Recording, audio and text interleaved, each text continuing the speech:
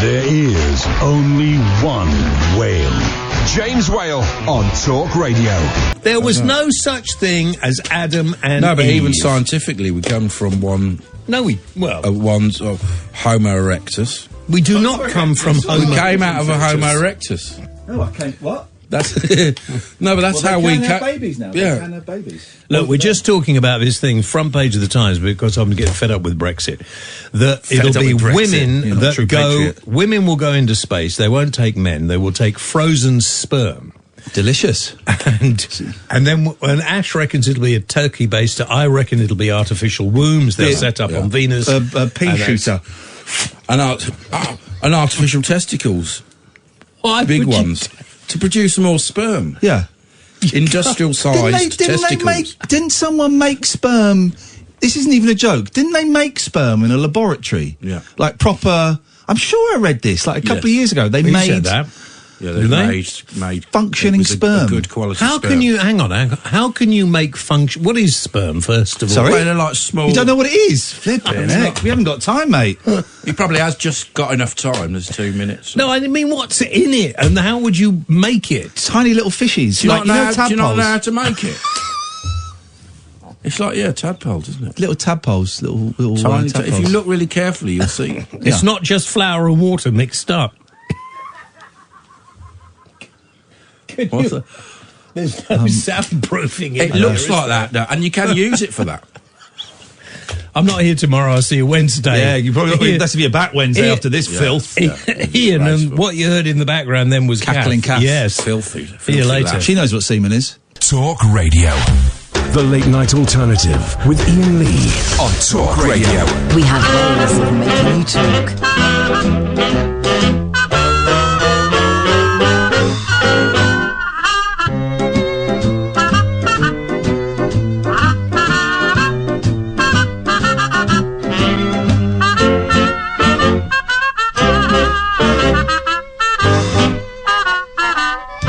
Here are the Templeton twins, greeting you with the musical salutation, Hey Jude.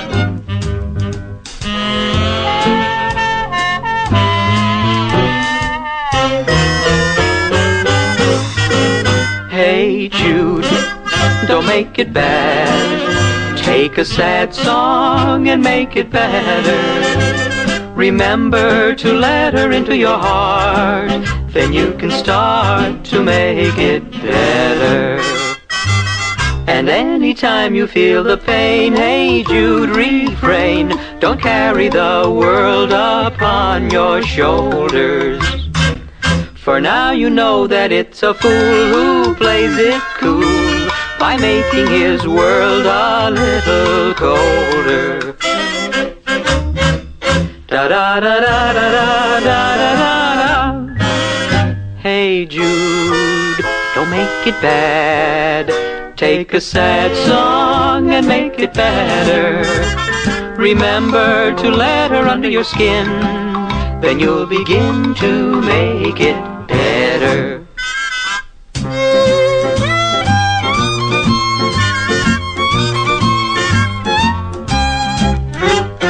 Da da da da da da da da.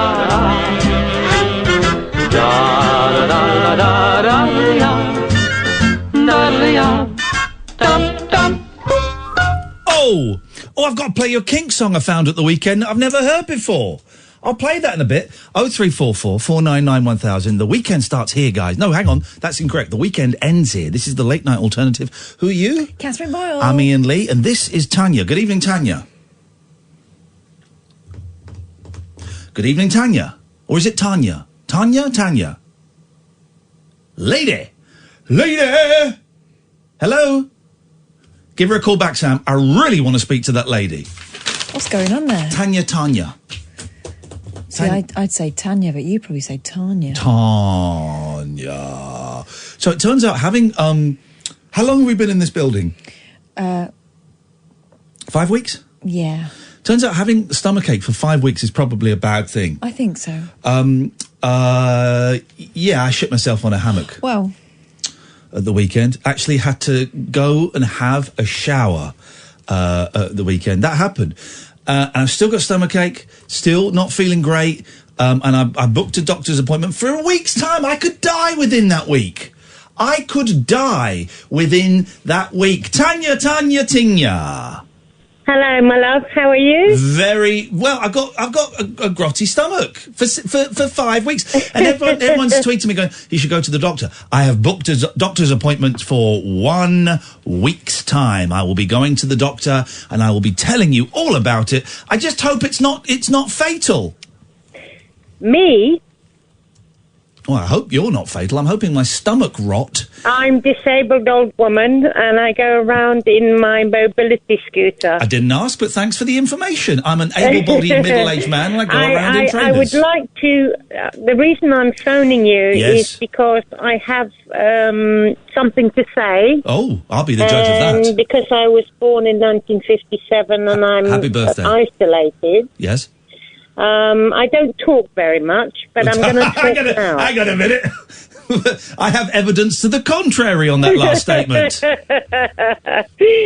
Well, Nick Ferrari is obviously calling people evil. Okay. Can I interrupt you there? Mm-hmm. Nick Ferrari's on a different radio station. So if you've got beef with him... May I suggest... No, I don't, my love. I don't. You've just started a conversation about a host who's on a different radio station, my dear. I know, but I'm old and I forget myself. No, I'm not allowing that. No. I'm but not allowing that. What I'm about to say... No, hang on a second. I'll be the judge as to whether you're about to say it. Being old is not an excuse for talking about someone who's on another radio station. So don't give me that bullshine, all right? What would you like to say? I see. You remind me of... another presenter on LBC, probably. Okay, fine. No, another presenter on the talk show that always edits and shuts people down when they want to talk. Are you talking about James O'Brien? Who are you talking about now? Well, I just want to I don't edit people. I just like accuracy. Okay. What would you like me to say? Accuracy. Goodbye. Accuracy. That's what I'd like you to say. Goodbye. But, okay, I'd just like you to say all that. What would you like me to say? Goodbye. It's as quick as that. Sorry? Well, you say it, but try and make it accurate. And if it's not accurate, I will pull you up. Okay. I think that the persecution of Karen Matthews is unnecessary. For those who don't know, she's the woman who... let me just fill in a little bit of the blanks. She's the woman who faked her daughter's kidnap and actually hid her daughter under her uncle's bed, I think, so that she could get some money. Right. I think she probably deserves to be persecuted, yeah. I think she probably does. Okay, so I was accused of murdering my mother. Well, that escalated and it wasn't quickly. True. Okay, but she actually did. But if I had been found guilty of murder, and I had I had been matricide. Persecuted, yes, matricide, yes, I wouldn't be able to walk along the street. No, you'd be in prison. Exactly. Now they found me innocent. Right. Which, of course, I always was. So you got away with it. I mean, you hadn't done it. You hadn't done it. Sorry? I'm going to confuse it. You hadn't... I'm trying to do two things at once. You hadn't done it. No. Why did they think you'd done it? I have no idea. Okay. Well, I'm sorry for the loss of your mum. Well, I'm just saying, people... But she did... Karen Matthews did what she's been accused of doing. What she did was absolutely... Right. Awful. Unforgivable. All right, but you want to forgive her? No. What I'm trying to say is that she has served her sentence. What do you think? What do you think her kid is? Do you think her kid is happy? I think if I was her child, I would probably never want to know about the history. Yes. To be quite honest. Well, I would think. Well, who knows? Who knows what's going through that young woman as she will be now, young woman's head? I don't quite see the connection between you being accused of murdering your mum and the Karen Shannon Matthews story. So you're upset because Nick Ferrari on another radio station said what? That Karen Matthews was evil? Yes. Right. Why are you phoning me, Iain Lee, on Talk Radio, a different radio show, to complain about Nick Ferrari? I mean, I get because I want you to define evil. My father was an Auschwitz survivor. The what? Sorry? I know what evil is. Right, you know what evil is. Okay, fine. Well, then why do you need me to define it? Because Nick Ferrari has a lot of power. No, he doesn't. And when he calls people evil, yes, he doesn't know what evil is. What is evil? Evil is 0344 499 1000. What is evil? Okay, yes. Evil is a person that kills another person and watches them suffer. Okay, so there's a very specific definition of evil. It's someone who kills someone slowly and watches them suffer. That's the only. Yes. That's the only definition of evil, is it? Well, I mean, as far as my father told me, he was in the Holocaust. This just when you think it can't escalate no more, it escalates even further. That is evil. The Holocaust was evil. Evil is a very, very dangerous word. Yeah. Now, Karen Matthews, and I've watched the documentaries. Did you watch the documentary? Did you watch the documentary? Yes, I have. The documentary. And to me, did you watch the? Let me finish. Hello. Did you watch the? I don't mean to interrupt. No, you just won't stop talking. Did you watch? Did you watch the documentary? Yes. No, hang on, Jeff. Did you watch the documentary, or did you watch the drama? Both. Okay. Well, you've got all parts covered. Don't believe everything you see on television, of course. I don't, because my father told me don't believe in propaganda. Your father sounds like a very wise gentleman. He was interned in Auschwitz for being a political... Gosh. But what I'm trying to say, what I'm trying to get across, which is what you're not listening to, and I don't blame you. I'm listening to every single word of this. Is that we live in a society now where labels are very, very important. That I'd agree with.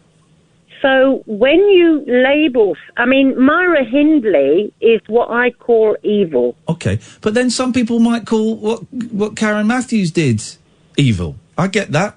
It was totally effed up, wasn't it? But... Why are you defending... Why do you know Karen Matthews? No. Why are you defending... Well, you don't say, of course you don't. Some people know her. So why are you defending her? When I look at her, I can see a human being that is not... She looks like a child. That's irrelevant. Well, what is relevant? The fact that she faked the kidnap of her daughter and hid her under a bed, and in the wake of... Madeleine McCann, just so that she could get some money. Those are the important facts. Oh, that's evil. That's calculated and evil. Right, but that's what she... But hang on a minute. So Nick Ferrari was right then. She's evil. No. Nick Ferrari is labelling people evil when he doesn't know... You wouldn't know an evil person You've just labelled her evil. Well, look... She's a woman that has paid the price. But she was evil. Do you agree? Do you agree or not? No. So you would put her in the stocks and throw tomatoes on her? I don't know like where you... hundreds of years ago. Literally didn't say that. No, but I said it. Okay, well, but I didn't. So you said I would... No, I think that would be inappropriate. So what do you think would be appropriate now? Well, I don't know. It's a very huge thing. Yes, she's served her term in prison that's been set by the state, but is that reparation for the hideous, evil crime that she did? Probably not. It goes deeper than that. It's more spiritual than that, isn't it? And James Bulger's killers? Well, let's not. I don't know why. I don't want to go down a list. No, I'm just trying to figure out the way British people think. Now, Karen Matthews made a big mistake. No. She didn't make a big mistake. As you just said, she did something cold and calculated and evil. That wasn't a mistake, hiding her daughter under the uncle's bed, as I remember it. Of course it wasn't. Well, of course it wasn't. You literally just said it was, so that's why I'm a little bit confused. No. What I'm saying is that she probably has got mental health issues. Doesn't detract from the fact. We don't know that. I don't think there's been any report that says that she has got mental health issues. But even if she did, that would not detract from the hideous, heinous, evil crime that she committed. So do you think that Nick Ferrari is right by saying she's pure evil? I think Nick Ferrari's a prick. Oh. Okay. I agree with you. There we go then. But you said she was evil. No, if you were a judge and jury on Karen Matthews now that she's left prison, what would you like to happen? Yeah, well, judge and jury, what? I just asked you a question. Yeah, but it didn't make any sense.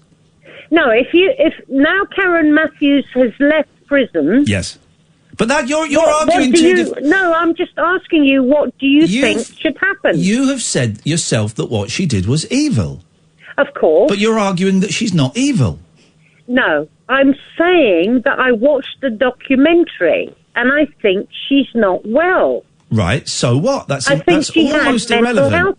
And did the social services know, because they must have known, that something was wrong? What's your evidence that she's got mental health issues? Her face. Her face? Yeah. How does, now, you know more about this than I do, how does a face give away mental health issues? Well, this is probably not going to make any sense to you. Well, so far, none of it has, so it's nothing new. Well, okay, I know you're going to think I'm crazy, but... When I was a kid, and I was watching TV... Yeah. About, what was it called? Police 5? No. Jamie and his magic torch. No. That was a great show. Don't take the Mickey. That was a great show, though. No, the guy with the grey hair that made everybody wishes come true. What's his name? Jim will fix it. Quincy. Yeah.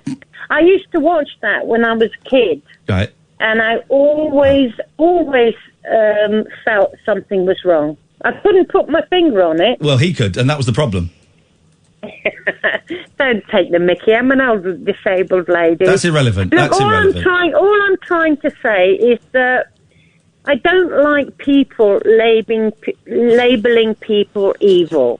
Well, okay, because evil has many stairs. Yes. Okay, and my father in Auschwitz told me what was evil.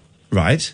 And but there are different types of evil. Auschwitz was evil. Exactly. But Karen Matthews, you've said that Karen Matthews was evil. Karen Matthews, how can I put this? I don't know, because you've said I don't like the fact that you have a powerful journalist labelling people evil. But you labelled her. You labelled her evil. Well, she's evil in you just labelled her evil. She's evil in her way. She hid her daughter and pretended she'd been kidnapped for money. She's evil in that way. Put it this way. Okay. If I did it, and if I ever did it, I would want to be crucified. Okay? So you've considered... Have you got children? Yes. You've considered... Considered what? You've considered hiding and faking the kidnap of your children for money? No. You just said that you must have done to know what punishment you would like. No, I said if I ever considered it, I would hope to be punished. So if you considered it, you'd want to be crucified, even if you just considered it. What about if you did it? It's a hypothetical situation, but don't pick me up on it. I have to pick you up by the hypotheticals. Okay. Now, I was investigated in 2 months under the murder of my mother. I'd almost forgotten that. It destroyed me.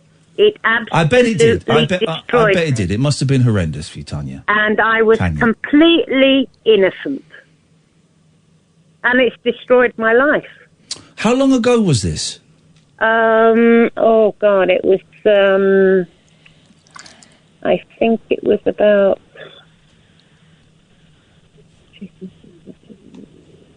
2006 or something like that. Okay.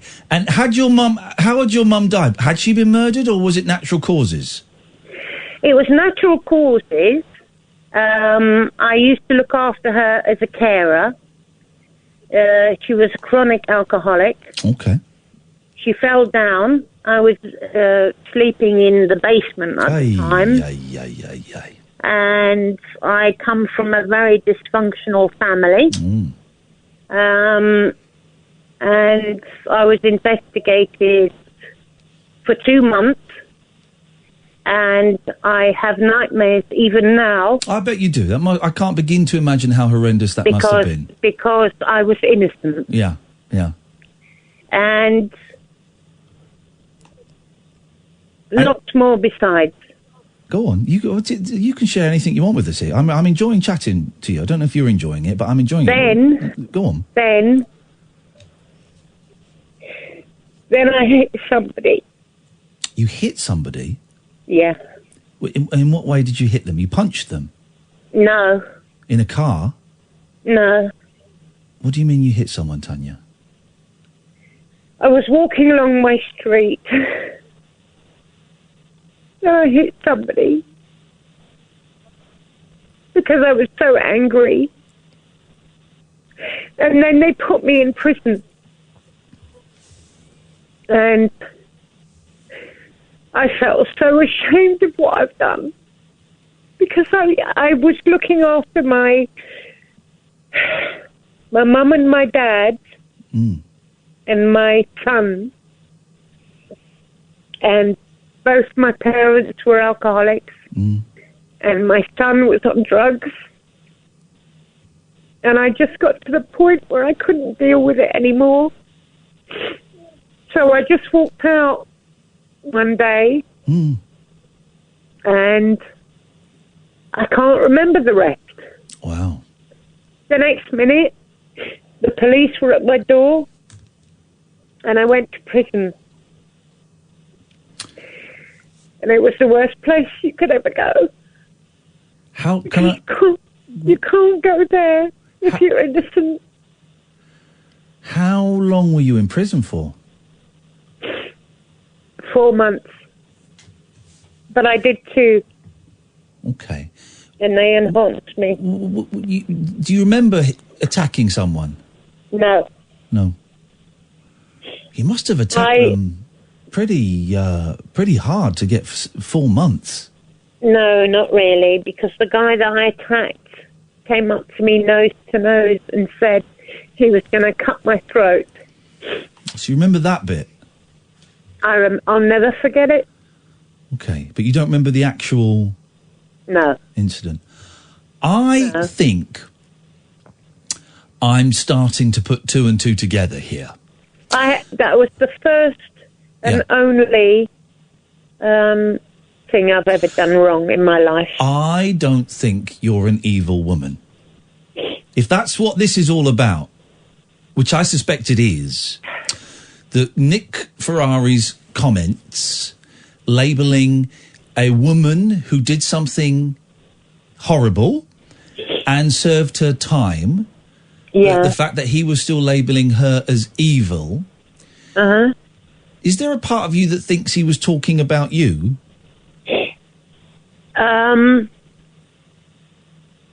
No, there's a part of me that thinks he was talking about me. Yeah.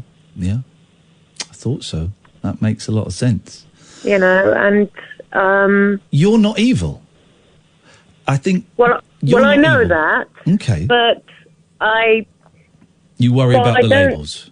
I just worry about labels. Yeah, of course you do. Know, and when I've read lots of articles in the newspapers about people that have been, vigilantes against paedophiles they thought were paedophiles, and then they turned out not to be paedophiles. Well, there was the famous case where it was a paediatrician got attacked, wasn't it? Because people thought he was a paedophile. Yeah, I know. And I watched this documentary today about Karen Matthews, and I felt so sorry for her. It's and I know I shouldn't. No, you're allowed to feel sorry for her. You're allowed to. You know, I was. How can I put this? I like it when you pause to think. It means we're going somewhere. We're going somewhere good. It's been good every time so far. Oh well, don't psychoanalyze me. It's too late. I've been doing it for the last 25 minutes, and we're putting two and two together. No, it's just that I didn't kill my mother. No. I don't remember hitting the guy. But he came to me nose to nose and said he was going to cut my throat. And obviously I took the law into my own hands, for which I was punished. And through all the things I've been, I just think that maybe Karen Matthews might need a break. I think she probably does need a break. And your sympathy and empathy for her, I think is very decent of you. I think it's a decent attitude to have to someone who did something horrendous, and you're right, probably needs a break. Thank you. Thank you very much for sharing all of that, Tanya. And thank you for listening. Absolute pleasure. You give us a call any time. Stop listening to Nick Ferrari and just listen to us. Nice to talk to you. I will. Thank you for the call, Tanya. Take care. Bye-bye. Bye-bye. Well, there's a start to the week I wasn't expecting. 0344 499 1000. This is Talk Radio. Dead of night discourse for disco queens. I'm related to Jed Wood and Dolly Parton. Dairy farmers and distant fathers. Yeah, whatever. The late night alternative with Iain Lee. Doing lots of things that we don't know about, we can't control. On Talk Radio. Yeah, it's great. 0344 499 1000. Tomorrow night, we may have, it's not definite, we haven't got Love coming in the studio anymore. I'm a little bit. We're still going to go and see them next week. I'm a little bit. We're going to get Johnny Eccles on the phone at some point, but they're not coming in. I'm a little bit. But hopefully tomorrow, maybe later this week, we are going to have Greg Turkington and maybe his wife and maybe his 6-year-old son in the studio with us. Greg Turkington on Cinema, if you've seen that. Do you remember a few weeks ago, we played some tracks from that compilation of self-published... In fact, we'll bring that CD in and we'll play some of those tracks and get him to talk through them. He won't know about all of them, but some of them. On Cinema, he's, of course, Neil Hamburger, who's doing some shows, so I'm going to go and see at the weekend. But I'm a huge fan of him. Me and Kath are going out for dinner with him tomorrow night. Yes. Scenes! So hopefully Greg Turkington is coming in. I was talking to him on the phone tonight, and he said, I'll come on the show if you want. I said, yeah, well, look, I've deliberately not asked you, because I know you hate doing interviews and stuff. He says, yeah, I do hate it, but I like talking to you. Oh. So we'll probably just end up talking about the monkeys for an hour. But that's going to happen, and I'm very, very excited. Let us go. I just feel we should stop taking calls after that. Amazing call. But we've got people that have been waiting for a while. So, 0344 499 1000. Let's go to Chris. Good evening, Chris. Good evening, Iain. Oh, there we go. Okay, yes. What do you mean, here we go? There we go.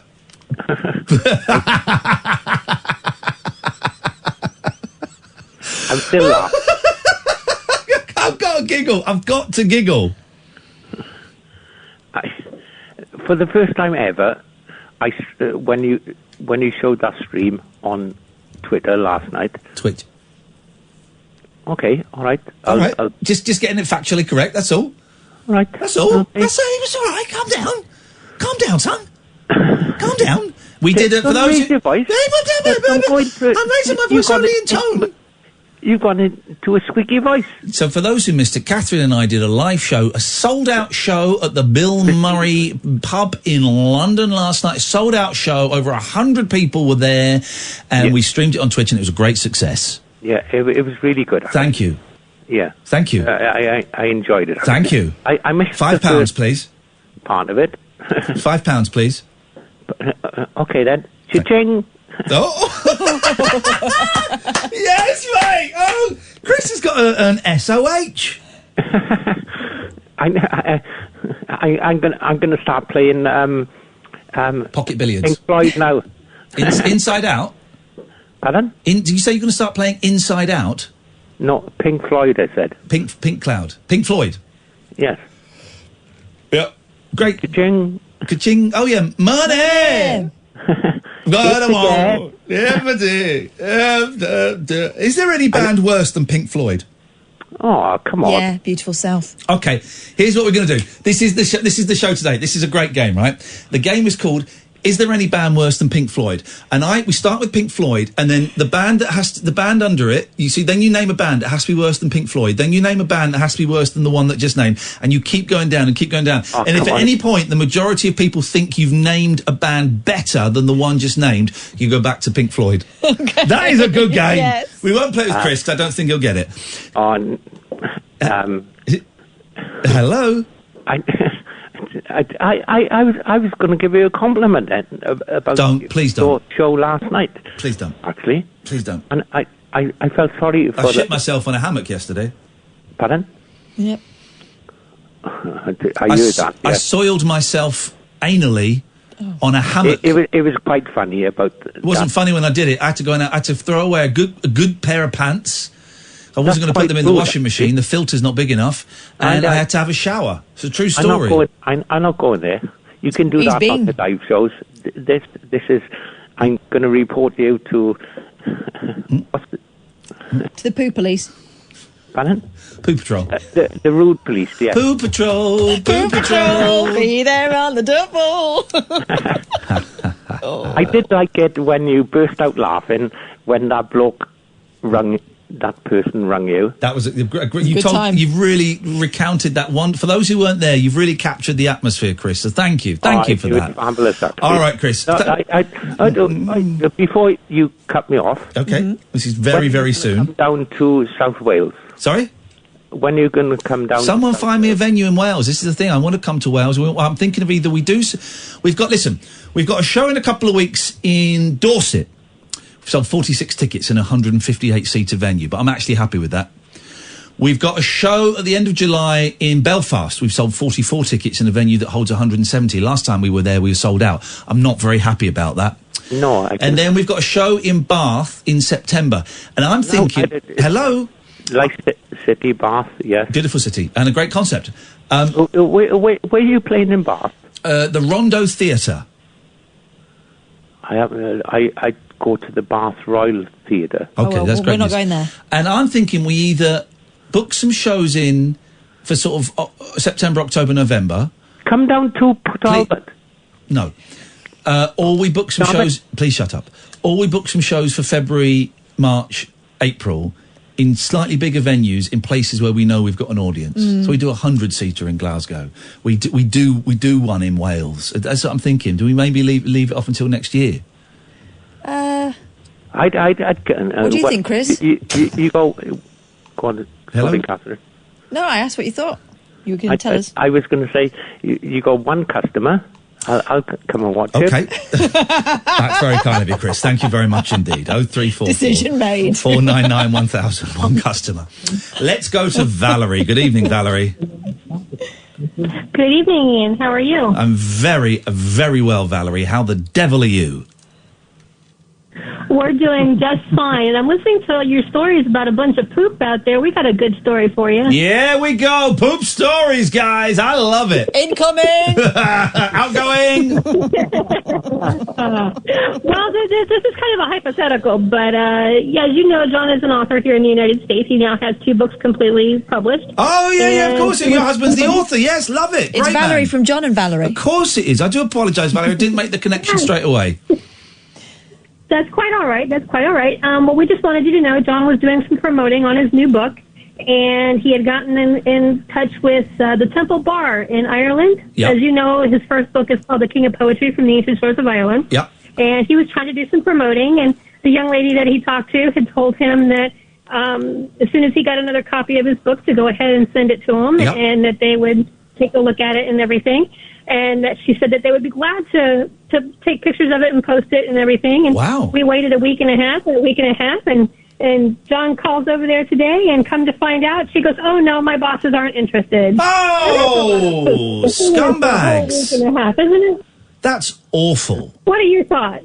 I think that is low. I think they're pieces of trash. I think they're scumbags. I think, we do everything on this show, Valerie, to promote raw talent. All right, yeah, okay, Paul McCartney's doing a tour, but great. You don't want Paul McCartney on your show. He's going to sell out a stadium without coming on this show. So we don't want Paul. We've actually turned Paul McCartney down on this show. Leave us alone. We were offered Paul McCartney, and we told him to get back to where he once came from, and he did. But your husband John, we think John is needs help from venues like this boozer you mentioned in Ireland and this radio show, and we are happy to help plug it.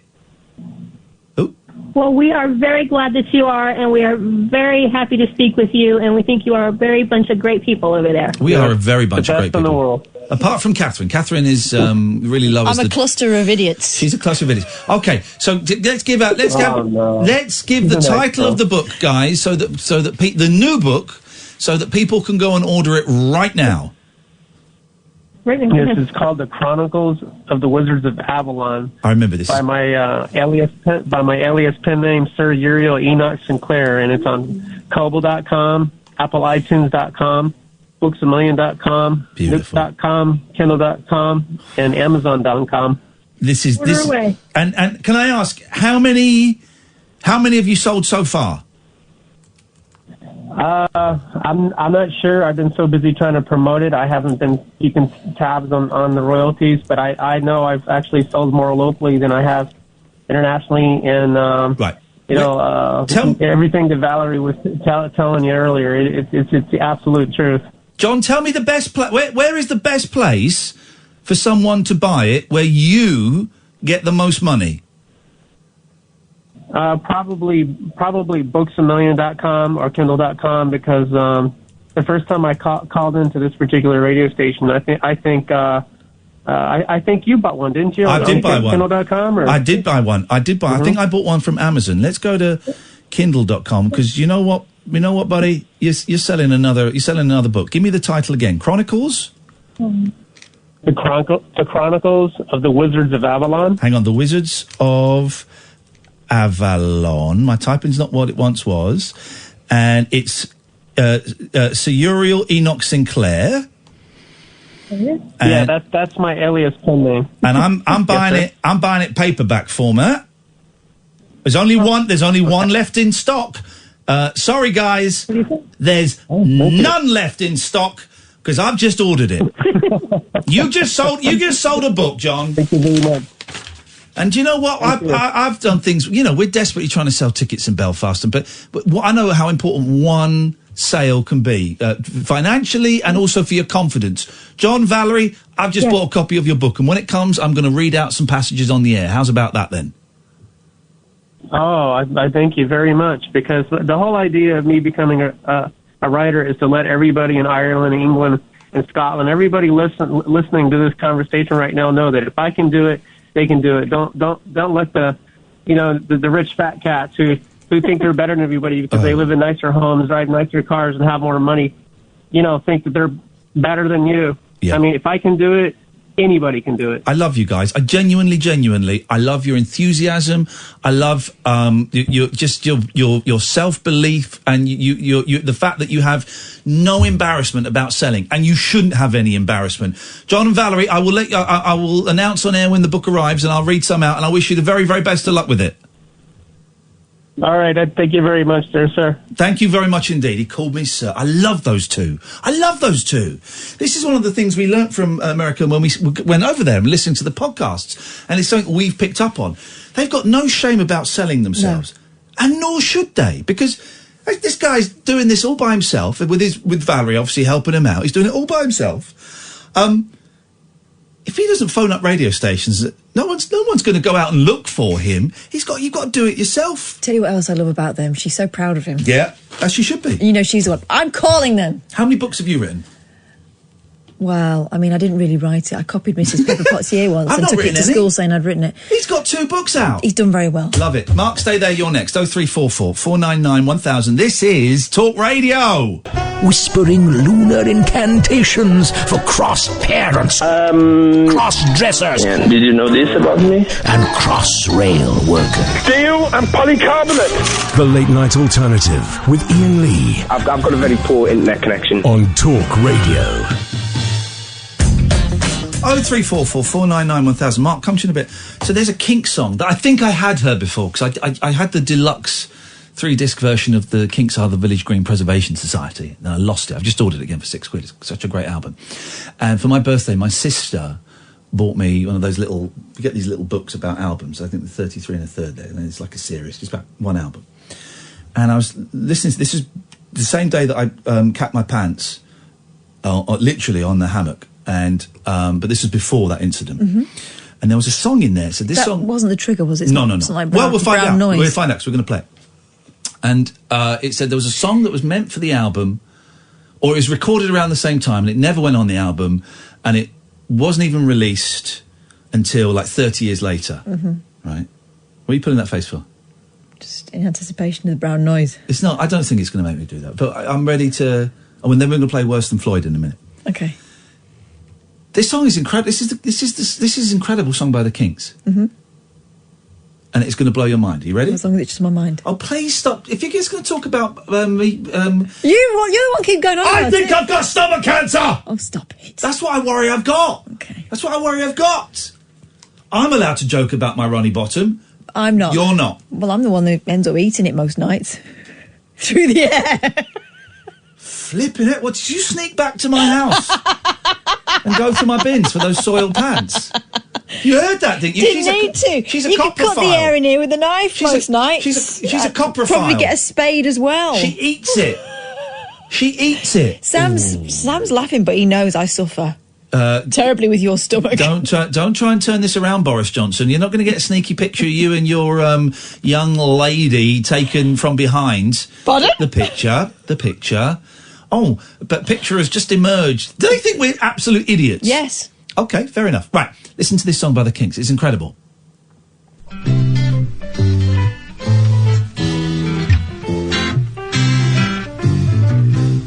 you sing me a song? No, it's coming out in really bad, weird stereo mix. Hang on a minute. Let's try this version. That was in a weird... you're an advert. What? That was a weird mix. It was coming out badly. I don't want it to come out... I want it to come out well. Here we go.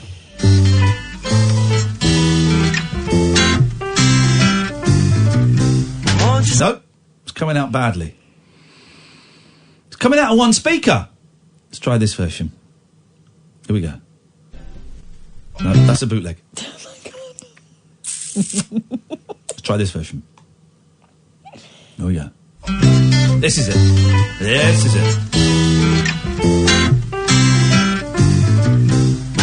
It's coming out, the vocals are coming out on one ear. Just play it! Mono remaster. Here we go.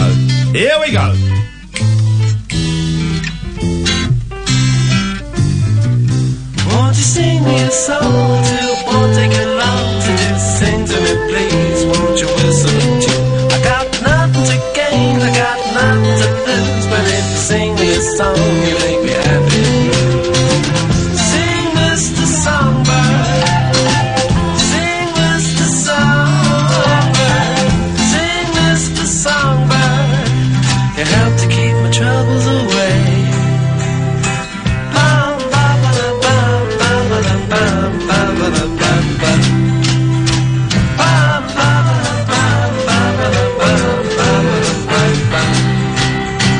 Sing, Mr. Songbird.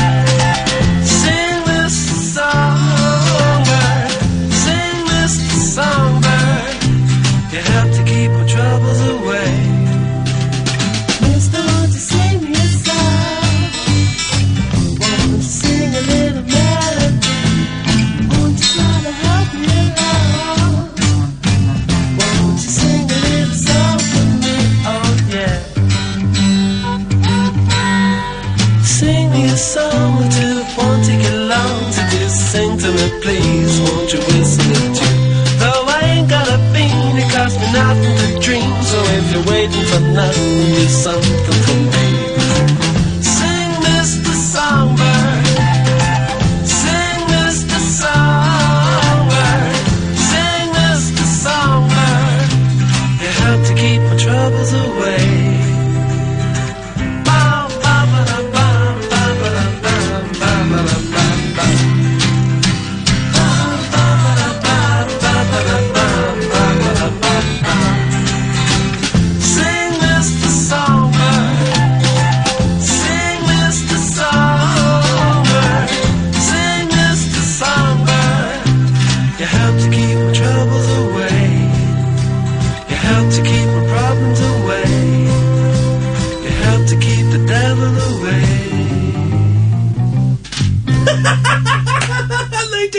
Isn't that great?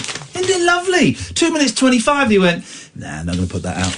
Didn't put it out for 30 odd years. It's a great song. The Kinks are such a weird band. Any band more self-sabotaging than the Kinks. The Beach Boys did quite a bit of it. 0344 499 1000. Good evening, Mark. Good evening, guys. Good evening, Mark. How are you? None of your business. What you got for us? And I don't even know why I asked you that, because I knew you were going to say that. Yeah. I've got a couple of things. Okay. As I've been waiting, I think I've been on a hold for like 30 minutes. I've obviously been it's 36 minutes, and it can be another 36 minutes if you don't stop that attitude, sunshine. So I've got a question for Catherine. Okay. She's been pretty quiet tonight. I will sip some water while you question Catherine. Go on. Catherine. Yeah. So I've been offered a promotion. Yes. But it's in Manchester. Right. What do you think I should do? Where are you now? Because you're quite sensible. Right. Nottingham. Right. What's the worst thing that could happen? You don't like it? Yeah, well, I love Manchester. I love the city. I think it's a great place. Get in there then. But I've been literally up and leaving everything. Yeah. Like my friends, my family. But it's not that far. The important ones will come and see you. It's not that far. You can come back and see them. But how old are you? 24. Right, get in there. Go on. This right. isn't even a question. Don't you think, Ian? He's not asking me, Catherine. He's asking Mark, you. do you want to ask Ian? Ian, what do you think? I think you should stay. Oh, you swine. He doesn't. He's laughing. No, I think he should stay. He should stay where he is. I turned down a very well-paid job in Manchester once. Turned down a very well-paid. I'm talking now, son. I'm sharing my wisdom now. This is wisdom of experience. Hang on a minute. Right. Here's the thing, Mark. I'll give you the answer in a couple of little vignettes. I was offered, before I had kids, the chance to relocate to Manchester to host the breakfast show on what was about to launch as the new XFM in Manchester. I was offered that job by Carl Pilkington. And I said, nah. He said, what? I said, nah. He said, we'll pay you a relocation fee. I went, nah. He said, why? I said, nah, I don't want to move. Got my house here. All right, fair enough. Gave it to Jason Manford when I became a big star. That's vignette number one. Vignette number two, Mark. Imagine the scene. It's the late 70s, the early 80s. A poor, bedraggled family, possibly with gypsy blood running through their veins, lives in Manchester. It's not going very well for them. Mum, dad, two little girls. It's not going very well for them. Life is hard, struggling. So they come down south. I'm from Manchester. Is this me? I'm from Manfred. They come down south.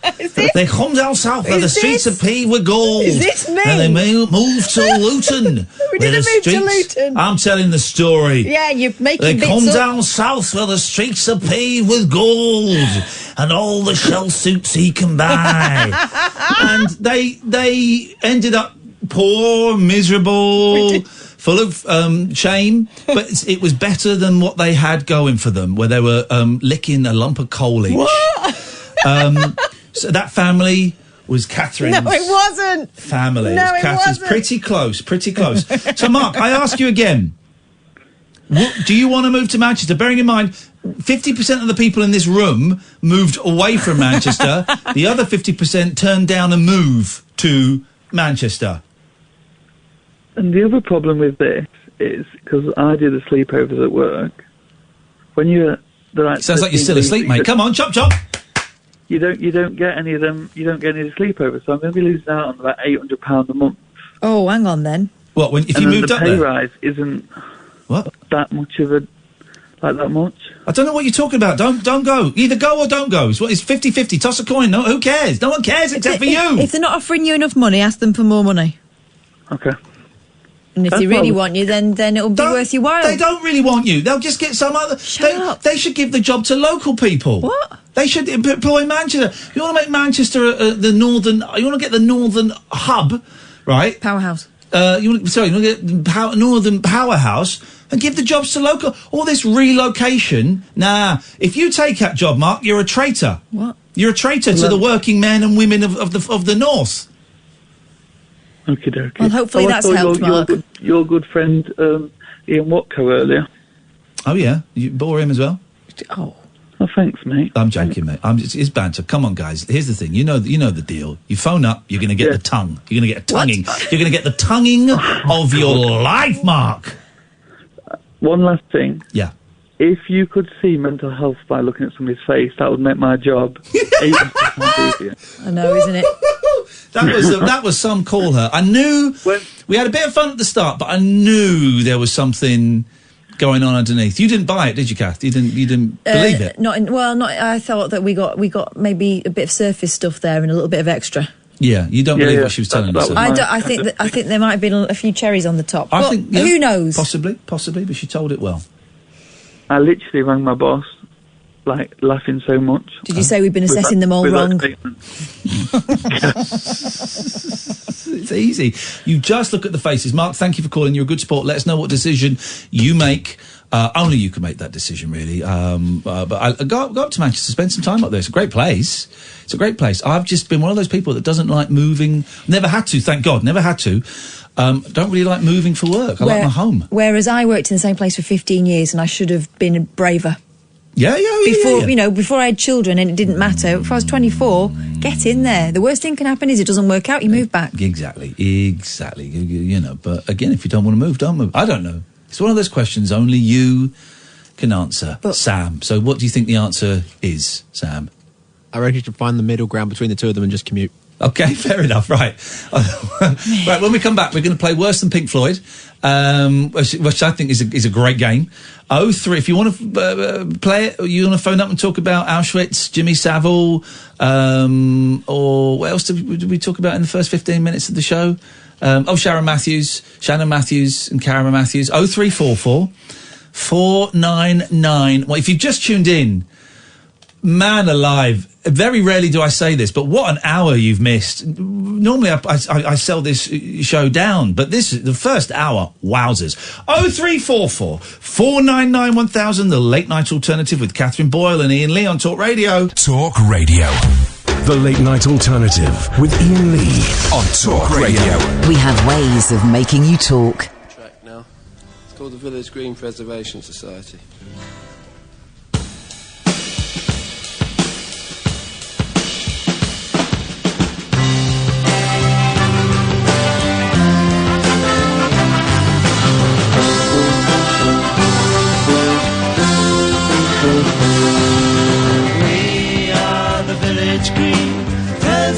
Society.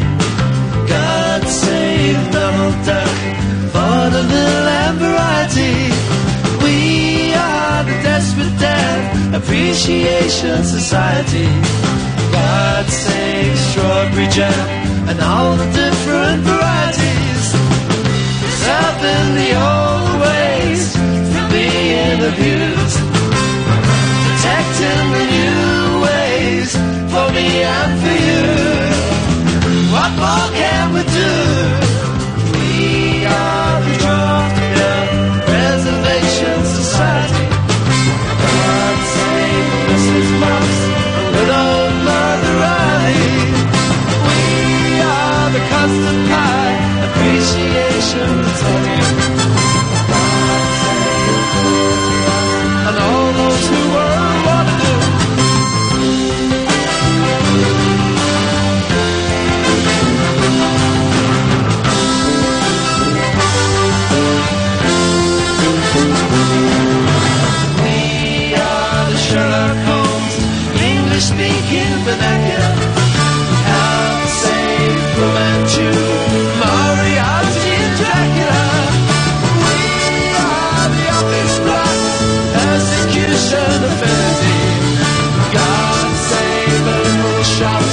China cups and virginity. Preserving the old ways from being abused. Protecting the new ways for me and for you. What more can we do? We are the Village Green Preservation Society. God save Donald Duck, vaudeville and variety. We are the office block, persecution affinity. God save the little shops, China cups and virginity. God save Village Green.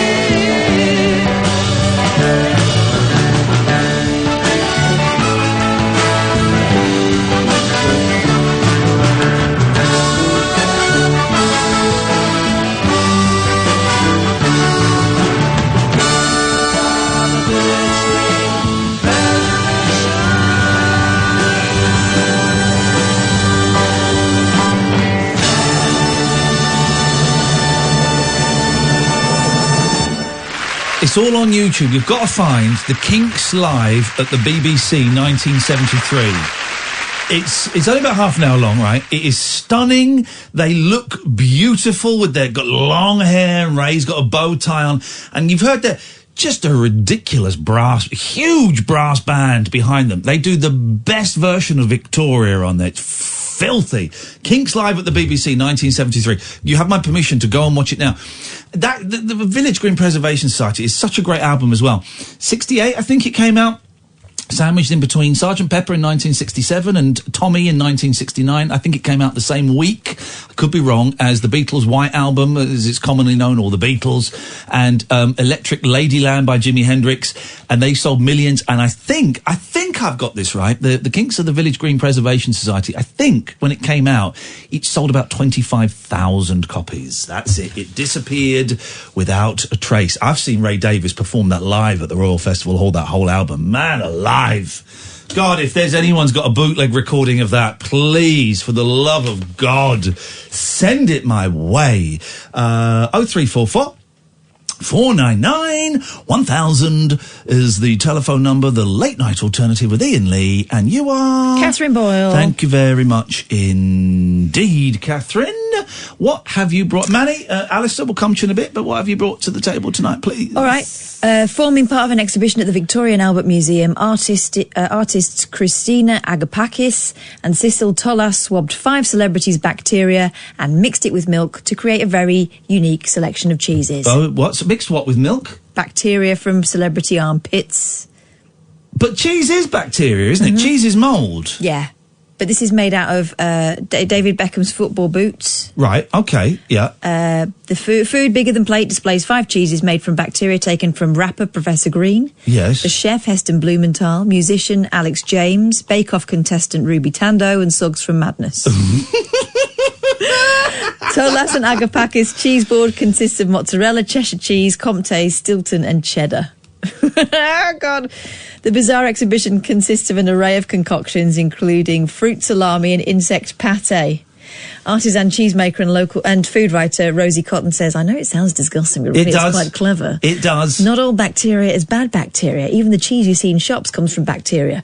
Granted, it isn't made from human bacteria, but I think this is a fun way of trying something a little bit different. It's not fun. I wouldn't necessarily say try this at home, but it definitely shows the fun that can be had with food if you're willing to step outside the box. Are you telling me there's a cheese that tastes of Suggs? Yeah, made of Suggs, yeah. Designed to challenge the way we think of the natural world, the exhibition takes an experimental and provocative attempt at presenting alternative food futures. Also on display are mushrooms fertilised with discarded coffee beans from the museum's cafe, a banana passport and a food lab. I don't like mushrooms. I'm coming out now. I don't like them. Why? I think I have a mild allergy to mushrooms. What do you do? Well, I don't like them. I don't think that's how an allergy works. Well, I think it is. Right. I just don't like them. Right. So you're allergic. Well, here's something I am allergic to, is hot chocolates. Hot chocolate. You're not, though, are you?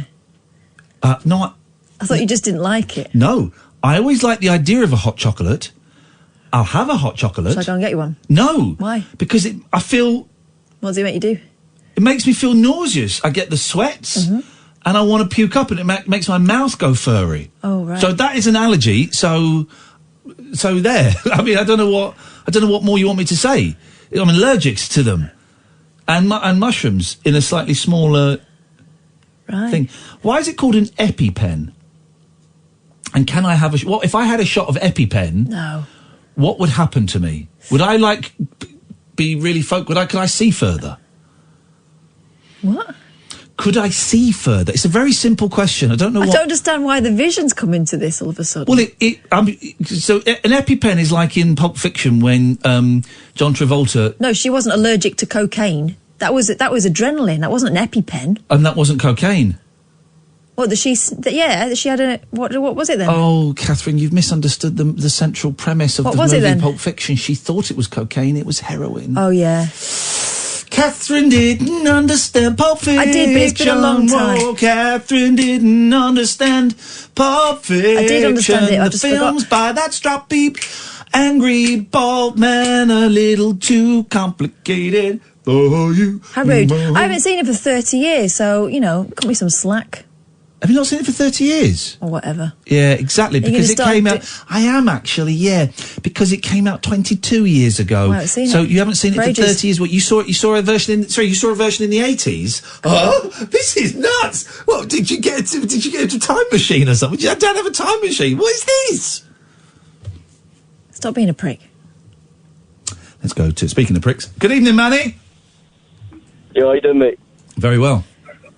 Very well. Yeah, so I missed the first half of this. Are you on speakerphone, Manny? Yes, I am. Could you not be? I can attempt to be 1 second. How's that? Well, are you on speakerphone? Not anymore. Perfect, then that's great. Why would you start a conversation on speakerphone? You're connected to my car, mate, that's why. But are you driving? I'm not, I'm parked at the moment. Okay. You've gone away again. Why would you start a conversation on speakerphone? Mate, I'm in the car, innit? Yeah, okay, that's great. You're not driving, so why would you start a conversation on speakerphone? I will do. I have. So you have no manners. You're rude. No manners. No. You're ill-mannered and rude. You have this conversation isn't important to you. So, listen. What I was going to say. Is this conversation important to you? Very important, mate. Okay, but yet you started it. Are you holding the phone in front of your face like you're on The Apprentice, or is the phone up against your ear? Up against my ear at the moment, mate. Because it sounds very distant. And please don't call me mate, because you're the type of scumbag I would not want to be associated with. Listen, I've been on hold for 30 minutes. Right, you're going to be on hold for at least another 13 minutes now until you. 13, he was moaning. I thought he said 30. 13. Oh. I can see on the screen now, and he's going to be on hold for at least another 13 minutes. And I'm hoping he bucks his ideas up by the time we go back to him. I'm also sniffing a prank there, which is so. Let's go to our good friend Alistair. Good evening, Alistair. Oh, hi, Kath. Hi, Ian. Hey. How's it going now? I just wondered, do you want my film review or not? What film did you see? Well, I'm the correspondent, you see. Oh, yeah. Oh, flipping it. I haven't got any of the correspondent. For films. For films no one's seen. No one's seen. On yes. Netflix. Oh, yeah, we got you to watch a romantic period piece or something. Oh, flipping it. I'm so sorry. Go on. Do you want... I mean, are you going to have people ring on? I want it. Night, you can ring in any time you want. I want it. Hang on a second. Remind me what correspondent exactly your title was. Films on Netflix that nobody watches. Okay, hang on a second. Very, very simple to sort this out. Oh, no, the Kinks are playing somewhere. Can someone stop the Kinks? Oh, yeah. We'll be smoother. These are early days, guys. These are early days. I've just got to find... Where did I put that? I don't know where the... You've not thought this through. No, well, I didn't know he was going to phone up! Well, that was the whole point, wasn't it? Manny's put the phone down, by the way, guys. Manny's put the phone down. If he was ever holding it. Is this it? Hang on, is this it? Hang on. It was in a book, I think, you said. No, the music is not in a book. Oh, sorry. Frank, I know it sounds funky, but a human was made because an alien done it with a monkey. No, it's not it. Done it with a monkey. Done it with a monkey. humans were made because an alien down Can't there stop with this a now. monkey. Okay, here we go. And now it's time for an update from our films that are on Netflix that no one's seen correspondent. His name is... Alistair. Then you just go straight into it. That's how it's going to work. Okay, well, this week we have actually, it's a 2019 production. Oh. Actually, by Netflix. Oh. The Spanish branch of Netflix. Netflix. It's actually a very interesting story based supposedly on a true story about the very first two women that married each other in a church at the turn of the century in 1901. Hang on, the turn of the previous century? Previous century, indeed, sorry. Flippin' heck, wowzers, okay. Now, the name of the film is Elisa and Marcella. Yep. It's 1 hour and 58 minutes long, and it's got a rating of 15 for nudity and sex. Yes! And if you're particularly interested, they get down to business at 48 minutes. Time check for everyone. So, no, actually, I need to give a bit more respect. It's actually a very interesting story. Of course it is, mate. Of course it is. Of course it is. Of course it is. It's the very first recorded thing that basically, obviously, the community didn't like the fact that they were, two women living together and maybe up to no good. It's disgusting. And basically, they thought, well, look, if we somehow get married, maybe they'll think that... so one of them pretended to be a man and actually went to this priest, and basically the priest didn't cotton on to the fact that she was actually a woman. Yeah. So they got married, and then the sort of... Basically, the Just film remind me, goes when was the sex scene again? 48 minutes. Okay, thank you very much. Okay, carry on. So basically, the film talks about how they got together and what happened afterwards, and all the what's the film called? Horrible things that happened to them afterwards because they Elisa were and actually Marcella. arrested by the authorities. Was it called Elisa and Marcella? Marcella, so it's Marcella, and actually you can see a picture of them from that time when they got married, and the woman does actually look like a bloke. Oh. Okay, hang on one second. Here we go. And I found it on Netflix. 48 minutes in. Boom. It starts a little bit before 48 minutes, guys. I just saw a nipple at 47:50. Oh, sorry, it's 43. I think 43. Right, we're right at the end of the sex scene. Hang on, 43. Here we go. Let's try again. Here we go. Here we go. Yes, is it? That's lips, by the way. Face lips. Face lips.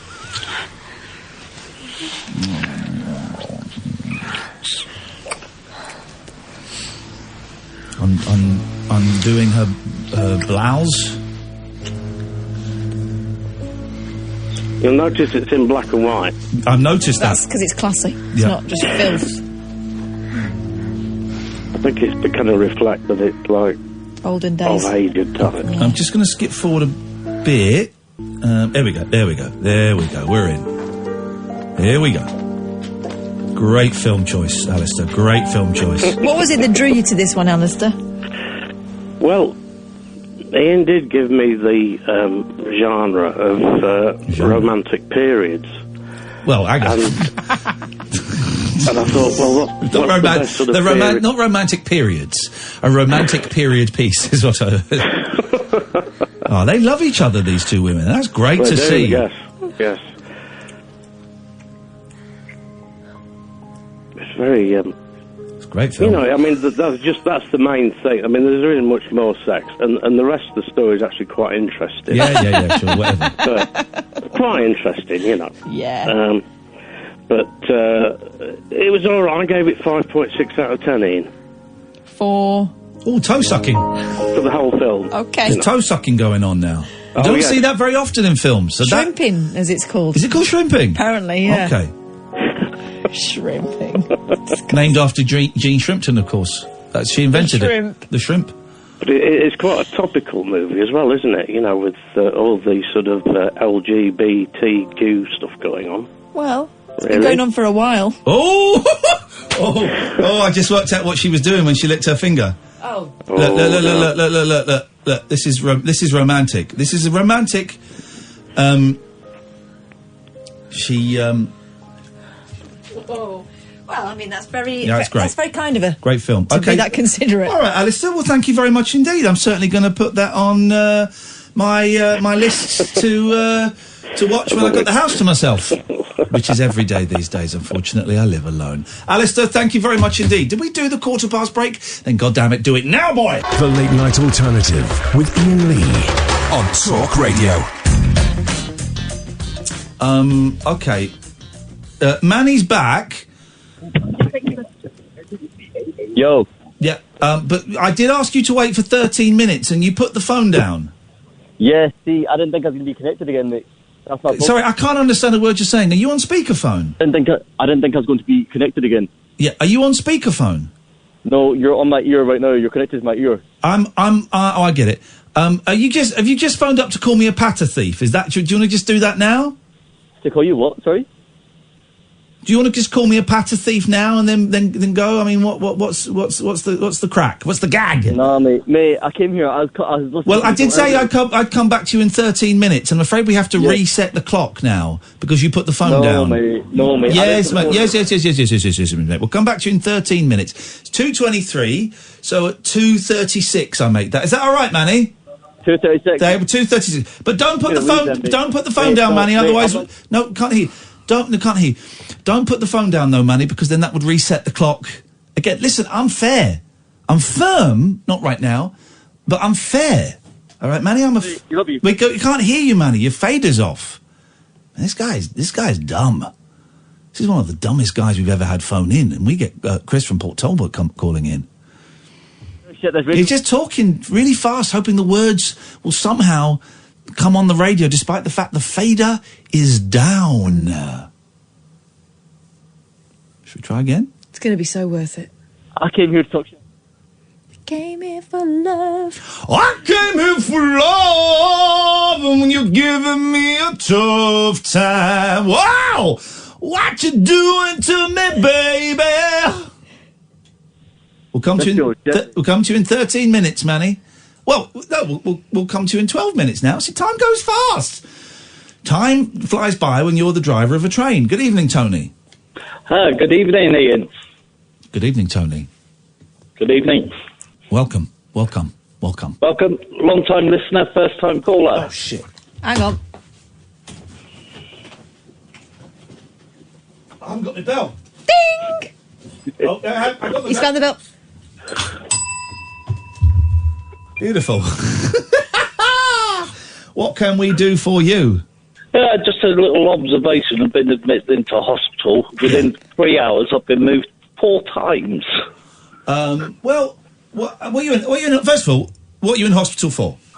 I got diabetic foot, just about to lose part of it, I think. Oh, no, mate! Yeah, no, my big concern is where they keep moving me about.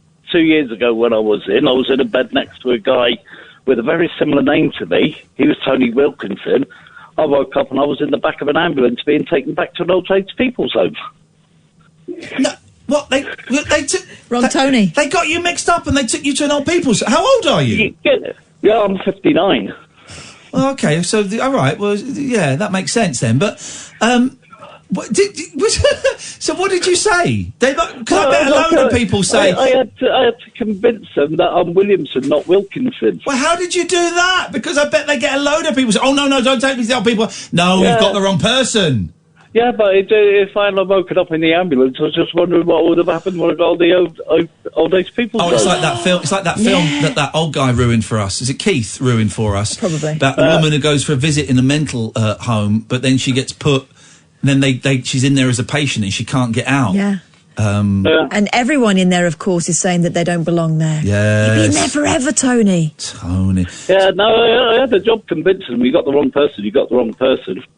Wow, that is exciting and terrifying. The only thing I have that comes close to that is being on the back of a tuk-tuk in Lahore in Pakistan on my own. First time I've been out on my own in Pakistan, and going down a very dark alleyway, and then four Pakistani soldiers jumped out, pointed rifles, I guess they were, at the tuk-tuk, made me get out, and the tuk-tuk driver was about to drive off, and I went, you stay there. And they were asking who I was, and they were jabbing me with the bullet hole of the rifle. What do they call that? The snafu, the thing of the rifle where the bullet comes out of. Not the butt. The barrel. Thank you, Tony. They were jabbing me with the barrel of the rifle, asking me who I was, and I stammered and I stumbled, and I thought, I'm going to be disappeared. And then I remembered the reason I was out. I was out because I'd been to buy some copies of a local newspaper that had a picture of me, bizarrely, on the front of it, working on the props for the film that I was out there doing, and I showed them that, and I was going, me, this is me. And they looked at it, and they looked at it, and they talked to each other, and they looked at it, and they laughed, and they sent me on my way. So, Tony, we've both been in very similar situations. Yeah. But on a more serious note, Ian, I got to thank you for saving me, listening to you over the years and that, and you giving advice to other people. I took your advice, spoke to people. I'm in a much better place now. Oh, mate, I'm really glad to hear that. Thank you for sharing that. Can I ask? Just about to take a big bag of China White and. When was that? Are you clean now? I'm very clean. I've never been a drug addict. I just got in such a low place. I went out and bought this, and I thought, that'll do it to end it all. That'll do it. And I sat and listened to you one night and realised... Hey, that's something, isn't it? Yeah. For stuff the rage hours, that'll do. Why, how have you sound, I've got to say, you sound very calm and measured at the possibility of possibly losing a chunk of foot. Yeah, but I've got so much going on, it don't matter to me anymore. But I just take life now as it comes. Well, how much of your foot is it toe? Is it what are you expecting? It can be a couple of toes and maybe just front part and that. So. Oh, mate. Well, I hope it goes as smooth as you can.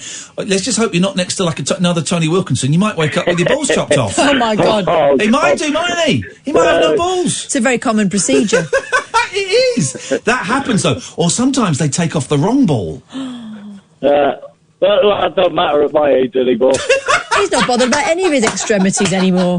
How much of your body could we chop off, Tony, before you'd start getting upset? I don't think I would, because I'm in heart failure and all that, Wow. So.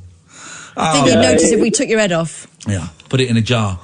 Well, Tony, listen, thank you for sharing that. I wish you the very best of luck. Let us know how it all goes, won't you, mate? Yeah, you stay lucky, you. I love listening to you. Ah, thank you, Tony. I appreciate it, mate. Take care. Bye-bye. No worries. Bye-bye. What a nice guy. I love poor Tony. It's poor Tony, but totally matter of fact about, well, this is going to happen. I've had worse and I've got other stuff going on. This will be all right. Yeah. Wow. Wowzers. He could have been living in sleepy twilight for the past 3 years. Couldn't he have just? Manny! Manny! Yo, how you doing, mate? I'm fine. You got 7 minutes. 7 minutes? You give me that much airtime this time? Sorry? You giving me that much time this time? Well, you got 7 minutes. It was up to 36, wasn't it? I think you said. So you got hang on. You got 6 minutes now. It's 11:30. 6 minutes. What are we discussing then, mate? What are we discussing? Well, in 6 minutes' time, you can tell me. Here's the thing: when I come to you in 6 minutes' time, right? If you don't answer immediately, you get another 2 minutes. Okay? Okay. All right, Manny. So we're going to practice. We'll practice. Let's go to Manny. Off. Manny. Yo. We're practicing. Yes, come on. So when I come to you in 5.5 minutes, you've got to start immediately, otherwise you get another 2 minutes. Let's try again. Well, thanks for that call. That was great. Let's go to Manny. Yo, I'm here. Okay, you be as sharp as that, buddy, and we're going to get on like a house on fire. Cassif. Hello, Ian. Hello, Cassif. Yes, Ian. Do you want to ask about strawberries? About me not getting on with Amir Khan? What's your question about a TV show I did 19 months ago tonight? Nope. I remember when you did the 1 minute challenge and I got about 58 seconds. No. I don't remember what the 1 minute challenge was. Remind me. Yes, well, it's not. I mentioned something that day after that, saying that if I ever became homeless, I would rob a bank and try to get caught, and I would plead not guilty so I could go to jail, when I would have a roof over my head and meals in my belly for free. Right. Well, you're making a fatal error there. Plead guilty. Yep, I would plead not guilty because I would get a more longer sentence. He's right. Genius. Yes. It's not more longer. It's fewer sentence, Dan. Yep, and then I was reading the news yesterday, and I might start wearing a bandana. There's a lad out there wearing a bandana, and I might start wearing a bandana. I think it's a definite look. I think it would be a good look for me. I think I could do it. Sorry, Cassie, if it was just so boring, I lost the will to live. Carry on. Yes, and in the news yesterday, a man who just been evicted from his home robbed a bank with a banana and a Sainsbury's bag wrapped around it, pretending it was a gun. After he robbed it, he went to the police, handed himself over, and did exactly what I said I was going to do. So he's in jail right now because he was homeless and he didn't want to live as a homeless person any longer. But when did this happen? Well, it was in the news. I was looking at it yesterday, but I'll probably happen sometime in May or June. Okay, and how long is he in prison for? This is great. This is working out perfectly. It can't be for armed robbery, though, can it? If he went in with a banana. Well, no, it can be. It can be for armed robbery. Yes, because it's intense. The woman didn't know yet. The woman didn't know that it was a banana. Exactly. That it was a gun. That's a mistake we all Kasif made. is a very... Sorry? Is that an erection in your pocket, or are you a banana? It's supposed to be a shotgun. Kasif is a very wise individual who knows things. So basically what you're saying is that it works. Yep, it works, yeah. Okay. So he's in prison now. Good. Serves the scumbag right. Over his head, yeah. Yep. Okay. Well, thanks for the update, Kasif. Yep, thank you, Iain. No, Bye-bye. thank you. What the heck? Let's go to Manny. Good evening, Manny. Hello, mate. You're very well done. We've got 3 more minutes. What you got, Boyley? What a ratty thing to do. Okay. Blaming mice for £1,000 of missing marijuana. That's the dubious excuse 8 police officers in Pilar, Argentina gave after a half-ton of pot disappeared from a police warehouse. I went on Periscope today. It was today I went on Periscope because I was going to do a little stream because I suddenly sank and felt a bit low. And I thought, oh no, I won't. But there's a button when you turn on Periscope. There's a button and it says, "Press this and we'll find you someone now." So I pressed it, and it was this guy. And he was doing a call with like 2 women, and there were about 3 or 4 other people watching it, but he was doing a call, so you can do calls on Periscope, but you could see him and you could hear the 2 women, right? And he was rolling up a drug cigarette, a joint. A jazz fag. He put the joint in his mouth, walked out of his flat, and the women said, "Where are you going now?" "I'm just off to work." "Oh, what do you do?" "I'm a drug dealer." And so I typed on the screen, "I'm filming this." And then he blocked the chat. But he carried on with his J talking about going off to sell drugs. Now, listen, I used to buy a lot of drugs, okay? I've not really got you know, I've got mixed feelings about drug dealers and stuff. And I know that, you know, pot is kind of... But I got quite angry at the blatant... The swagger of the man. The swagger of the man. Joint in his mouth, off to sell drugs. And he was streaming it online. In which country was this? Britain. Wow. It was nuts. Honestly, I couldn't believe it. Broken Britain right there. I couldn't believe it. I could not believe it. Let's have a quick break. A star-crossed soapbox for sailor boys, stable girls, I'm on the edge. and stripper grands. It depends who you're with and it depends on the situation. Late night speech radio with a difference. Thank you. The Late Night Alternative with Iain Lee on Talk Radio. Let's go to Manny. Good evening, Manny. 2 minutes. 2 minute fine. 2 minute fine. 2 minute fine he gets. When will they ever learn? Well, in 2 minutes, hopefully. 2 minute fine that guy's getting. I told him! I couldn't have made it any clearer. We practiced it. 2 minute fine. Let's go to Roger. Good evening, Roger. Good evening, and Catherine. Hello. Hello, Roger. Heckler extraordinaire. I had a damn good go. A little bit more sweary than I am on the radio, Filthy. but there we go. Absolutely. Everyone who came to the show last night, we can only apologise. Or people that watched it on Twitch, we can only apologise for Roger's foul language. If you missed the show last night, it's all up on Twitch. You can go and watch it. It's 2 hours. It's filthy. It's very, very funny. It will be out as a podcast probably in a couple of months, actually. We've got a bit of we've got Glasgow, haven't we, to put out yet? So maybe in a month or so, it will go out as a podcast. Anyway, Roger, what can we do for you? We're going to have to break this call in about 40 seconds, Roger, to see if Manny's with us. I hope that's okay. Yeah. No. Well. I'll get the rubbish bit out of the way for anybody that don't know. When I called in last time about the job interview, yep. Didn't get the job. Yeah, because they're scumbags. You didn't get the job because they are scumbags and they don't recognise talent. Also, because we actually wrote to them saying, we've auditioned this guy with a fake phone call with a guy called Nigel from Maidstone, and we don't think he's going to meet your standards. So we may have had some part in that, Roger, but I'm not going to apologise. I'm not going to apologise. Oh, man.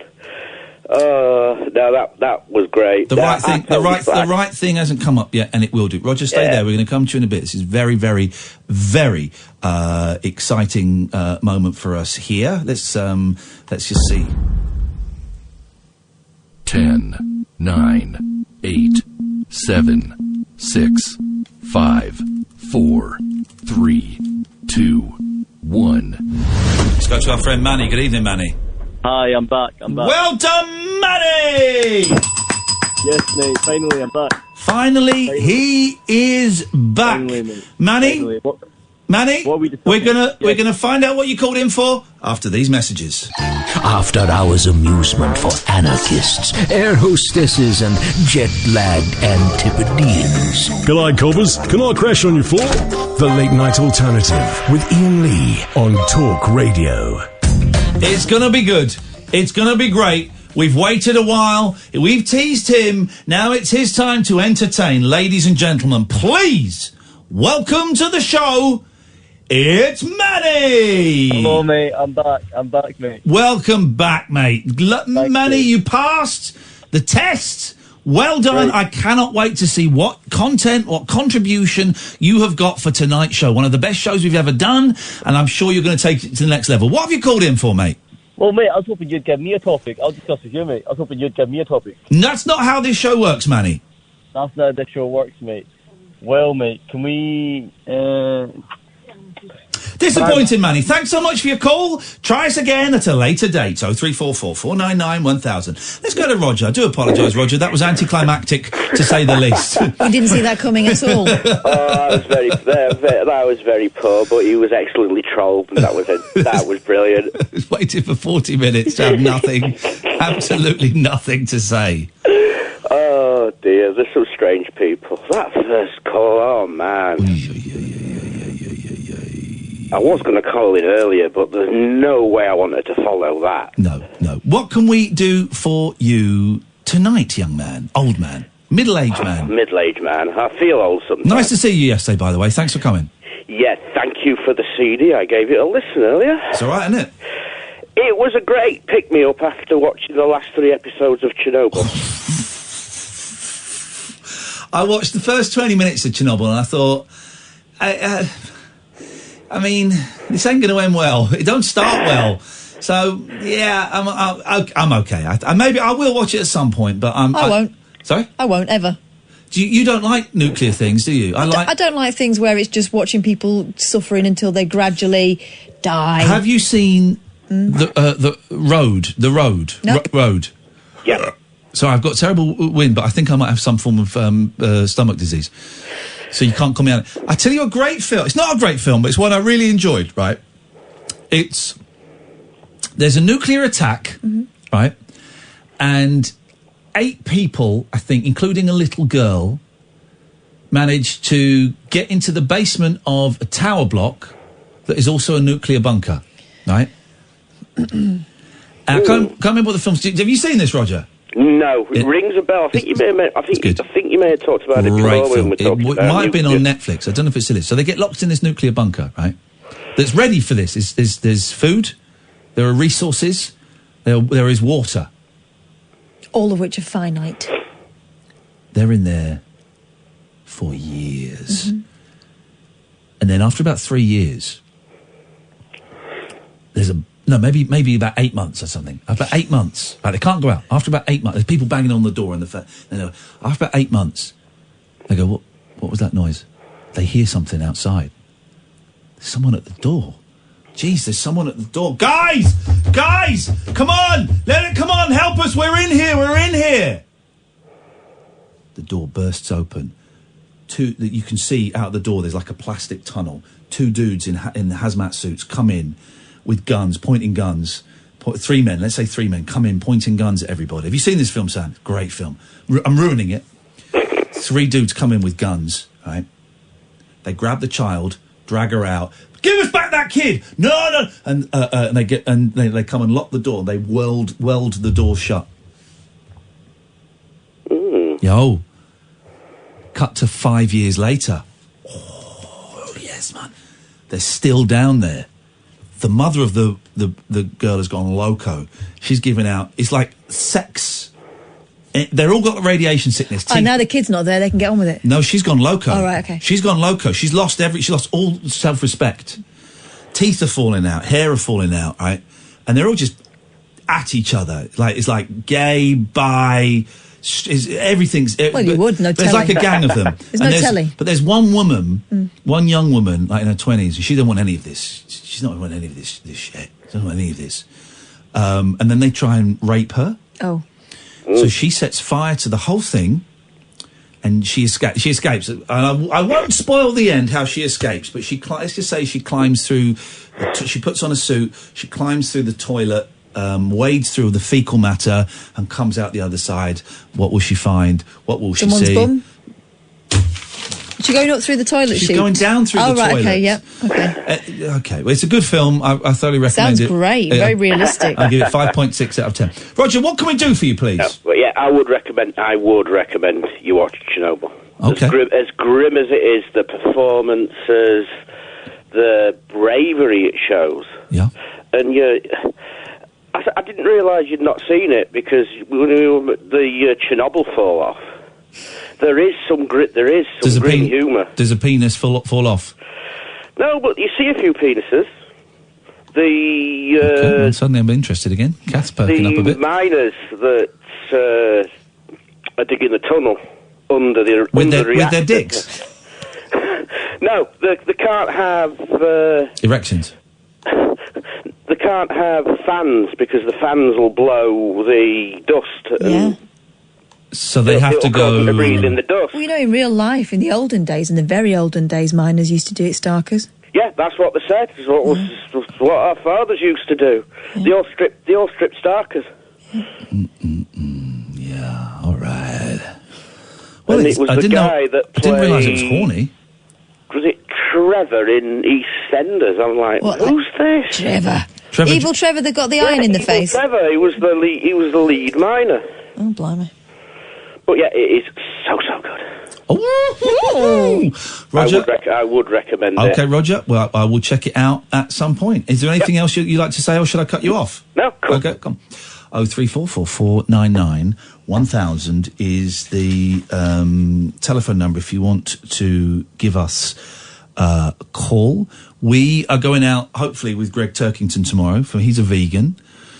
And I don't know any vegan restaurant in Soho. The Mildred's is vegetarian, but they do vegan, but it gets too busy. Right. Gets too busy. And also, we can't be guaranteed. Yeah, you can't book, can you? You just have to turn up. This is it. Well, not also you can't guarantee. It's the same point I was making. It gets too busy, is what I was saying. It's not just the busyness. Well, no, it is the busyness. You have to queue for a table. I think that's the important part. Why? Well, yeah, because it's so busy. I don't understand why you're trying to turn this... I don't mind it busy if I can book somewhere. No, it's busy, which means you have to wait for a table. Not necessarily. Well, there you I've been to busy places where I've booked. No, but you know there you can't book. I know that. They don't. I want to punch that Frenchman. Why? In the first dates. Why? Smug git. Why? Who gives him the right to make people fall in love with others? Because he's lovely. He's not, though. He is. He's very... Has he got a hot French accent? In France, would his accent be considered hot, or would it be a bit, hey, I'm from Manchester? Is it the equivalent? No, I don't think so. Which Manchester's a great accent, by the way. I love it. Yeah, I love it. Very, very sensual. But it's considered by the majority of British people to be... sensual. Sexy. Unpleasant. Oh. Unpleasant. Right, worse than Pink Floyd. So this is the way, if you want to join in, 0344 499 1000. 0344 499 1000. We start off with Pink Floyd, then you have to name a band that is worse than Pink Floyd, okay? Pink Floyd. And you don't want to go down too low too quickly, because then you're at the bottom. Yeah. Pink Floyd. Where's the Pink Floyd? I would go... By the way, feel free to jump in at any point and comment on any of these, Sam. You're very welcome to. Mannix. Nickelback. Oh, I was waiting for that. We've I was made a waiting very for that. rapid descent. We've made a very rapid descent. Oh, you reckon about that, boy? Nickelback's number one fan. I'm going to have a hard time finding I was something wondering worse how than long it was gonna Nickelback. take. What's his name? Chad Kroeger? Yeah. Yeah. What's that? Do you want to sort it out? Man away, I manner. just want to be big rock stars. I went there, Sam. I went there, mate. What are you going to do? What are you going to do about it? There you go. Let's turn my microphone. Yeah. Okay. Well, do you know what? I'm not going to let him know that I'm upset by that. Don't. And I'm going to carry on speaking off mic. Through the tears. No tears. No tears. Tears of rage. Okay. Tears of disappointment. Oh, Tears for Fears. We're back to Pink Floyd. They're a great... Look at it. He cacked his pants and he's put the microphone on. Thank you, Sam. You made a wise decision. The second decision you made there was wise. Tears for Fears are a great band. I know. They're a great band. I was just okay, you start. You've got to start with Pink Floyd. So Pink Floyd. Just underneath Pink Floyd. No, you start with Pink Floyd. Pink Floyd. In Excess. Okay. Looking for Sam's approval. No, is it Sam's turn or is it mine? Do you want to play, Sam? He's going to say, like, the Hollies or something, because he doesn't know music. Yeah, this isn't my area of expertise, Okay. I'm afraid. Okay. Oh, So Kath turned her back on you. You're out of the game, it would appear. If you're wimping out, that's fine. I'm glad you've done it early doors. Wow. And not spoilt things for Keep the her serious live, players. though, don't you, huh? What was the one you said? In Excess. Okay, so where's the In Excess? U2. Oh, I was going to go there. I was going to go to U2. I do quite like U2. Though. That's they're rubbish. All right, that's tough. That's tough because U2's pretty low. Oh, that is tough. Actually, that is very, very tough. Worse than U2. Flipping heck. 0344 499 1000. By the way, I'm going to say something controversial. Careful. I'm going to say something controversial. I think we need more honesty. So worse than U2? Kraftwerk. Oh, yeah. Everyone bangs, and it's pronounced Kraftwerk. Look, you say Kraftwerk. No, it's pronounced Kraftwerk. Kraftwerk. Everybody bangs on about they're rubbish. Kraftwerk.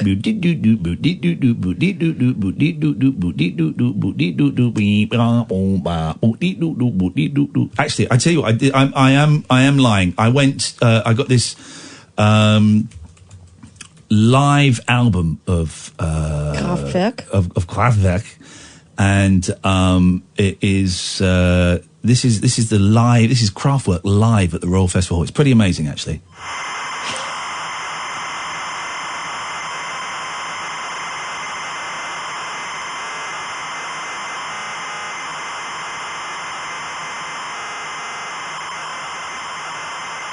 I've listened to this one. This is a good one.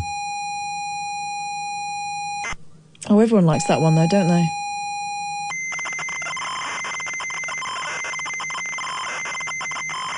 Terrible band.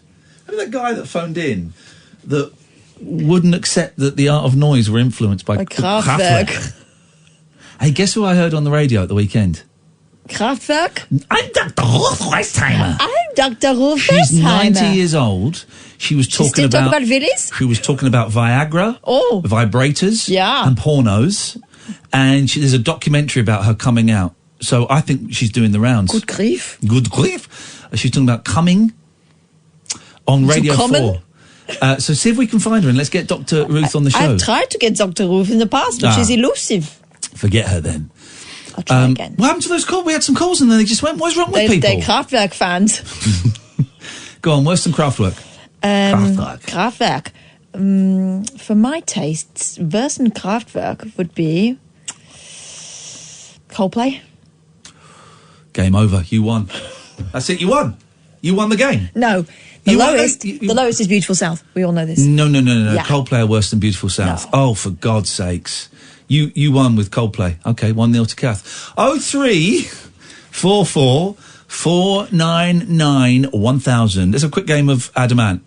You remember to play that? Yeah. You've got to start a band with the last letter of the last name of my act. But if you do Adamant, it goes the other way, right? Well, no, if you get back to Adamant, you win. No, you can't do Adamant. You start with Adamant. So, Adamant. Okay. Art of Noise.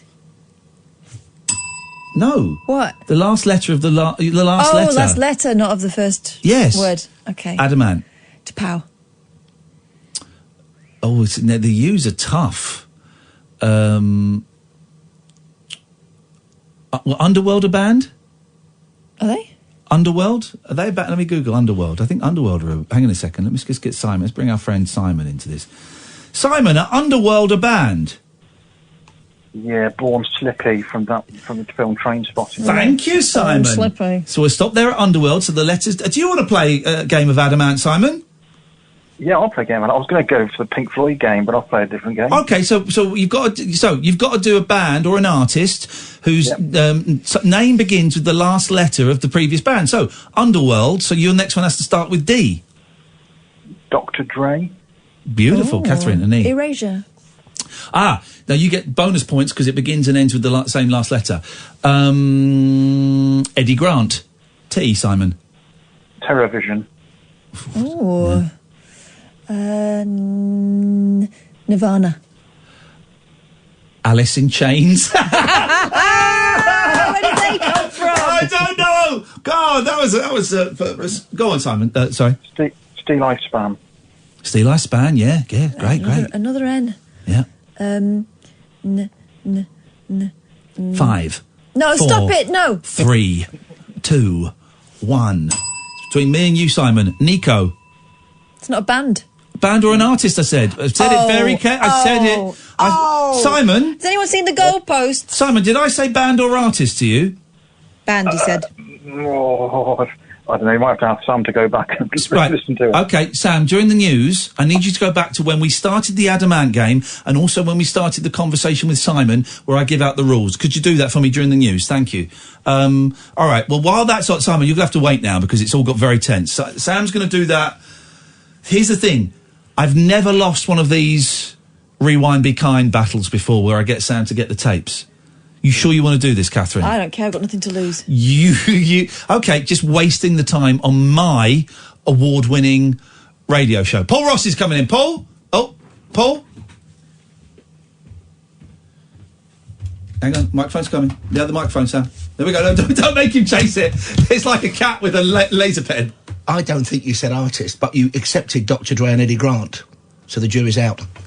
Right. What use was that to anybody? It's very useful to me. Well, he's right. There's a legal precedent in that we did accept artists, and you didn't raise anything then. But also, I'm now going to prove you wrong, Catherine. I'm going to prove Simon wrong, and I'm going to prove Paul Ross wrong. So I'm getting a triple whammy. Sam, during the news, I want you to find the introduction to the game with just me and Catherine, and the introduction to Simon. So far, excellent, if slightly aggressive call. And then we're going to find out, dear listener, who is right, me, who is wrong. These guys. 0344 499 1000 is the telephone number. If you want to give us a call, you're very welcome to. 0344 499 1000. You can call about anything you want, although I suspect this last hour is going to be arguing over rules of games that have been made up. All games are made up, I suppose, really, so it doesn't invalidate it in any way whatsoever. I'm going to stop talking now. This is the Late Night Alternative, every weeknight from 10 on Talk Radio. Talk Radio. The Late Night Alternative with Iain Lee on Talk Radio. We have ways of making you talk.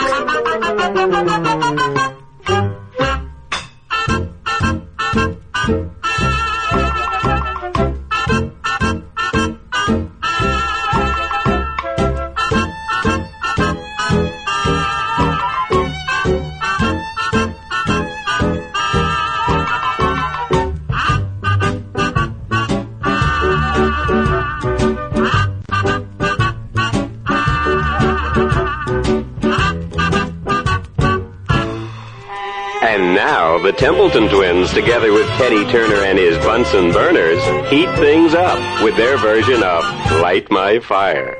You know that it would be untrue. You know that I would feel alive. Oh, if I was to say to you, girl, we couldn't get much higher. Come on, baby, light my fire. Come on, baby, light my fire. Try to set the night on fire. Corny.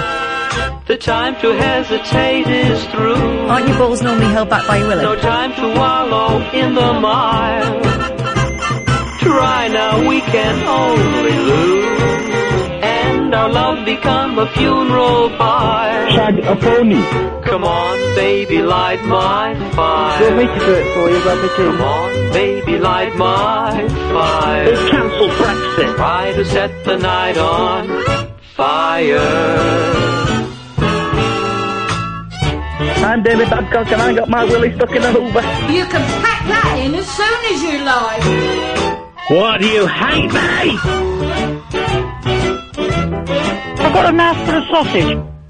No, I totally disagree with sex with a robot. Come on, baby, light my fire.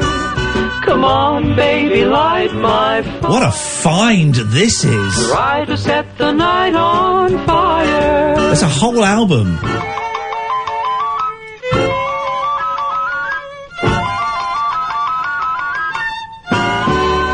The Templeton Twins. There's a whole album on YouTube. I've never heard of this, right?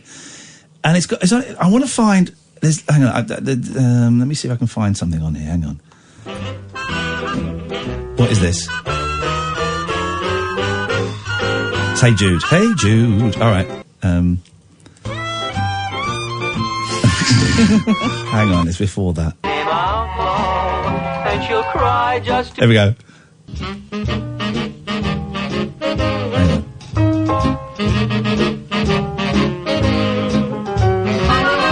Be with you in a second, Simon. I'm not forgotten you.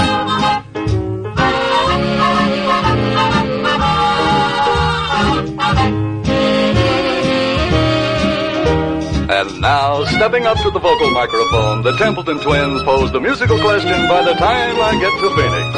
Twins?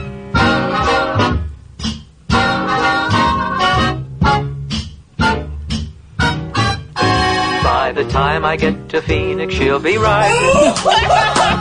The note I left hanging on her door. Oh, God! She'll laugh when she reads the part that says I'm leaving. 'Cause I've left that girl so many times before. Wow! By the time I make Albuquerque, she'll be working. She'll probably stop at lunch and give me a call. But she'll just hear that phone go right on ringing off the wall. That's all. Right, I'm going to go through the track list and we'll play one more. It's tricky to find them, but tracks we've not had. MacArthur Park, Yesterday, Spinning Wheel, I don't know that song, Something, Can't Take My Eyes Off You, Our Way, I don't know that song, Ooh Ooh Guru, and Everybody's Talking. What do you fancy? MacArthur Park. You want a bit of MacArthur Park? All right. I want to hear their take on disco. Okay. Come on, baby. Okay. Well, MacArthur Park's not a disco song. Boo! Yes, it is. It's got boo! Donna Summer did it. Yeah, but that's not the original version. All right, well, the one I'm thinking of is... No, the original version is the actor. Simon, who was the guy that did MacArthur Park? Was it Richard Harris? Richard Harris. All right. Richard Harris. Let's have... let's try Everybody's Talking. That could be nice. Hang on a second. Everybody's talking at me. This is wonderful. I don't hear a word they're saying, only the echoes of my mind. And I won't let you leave my love behind.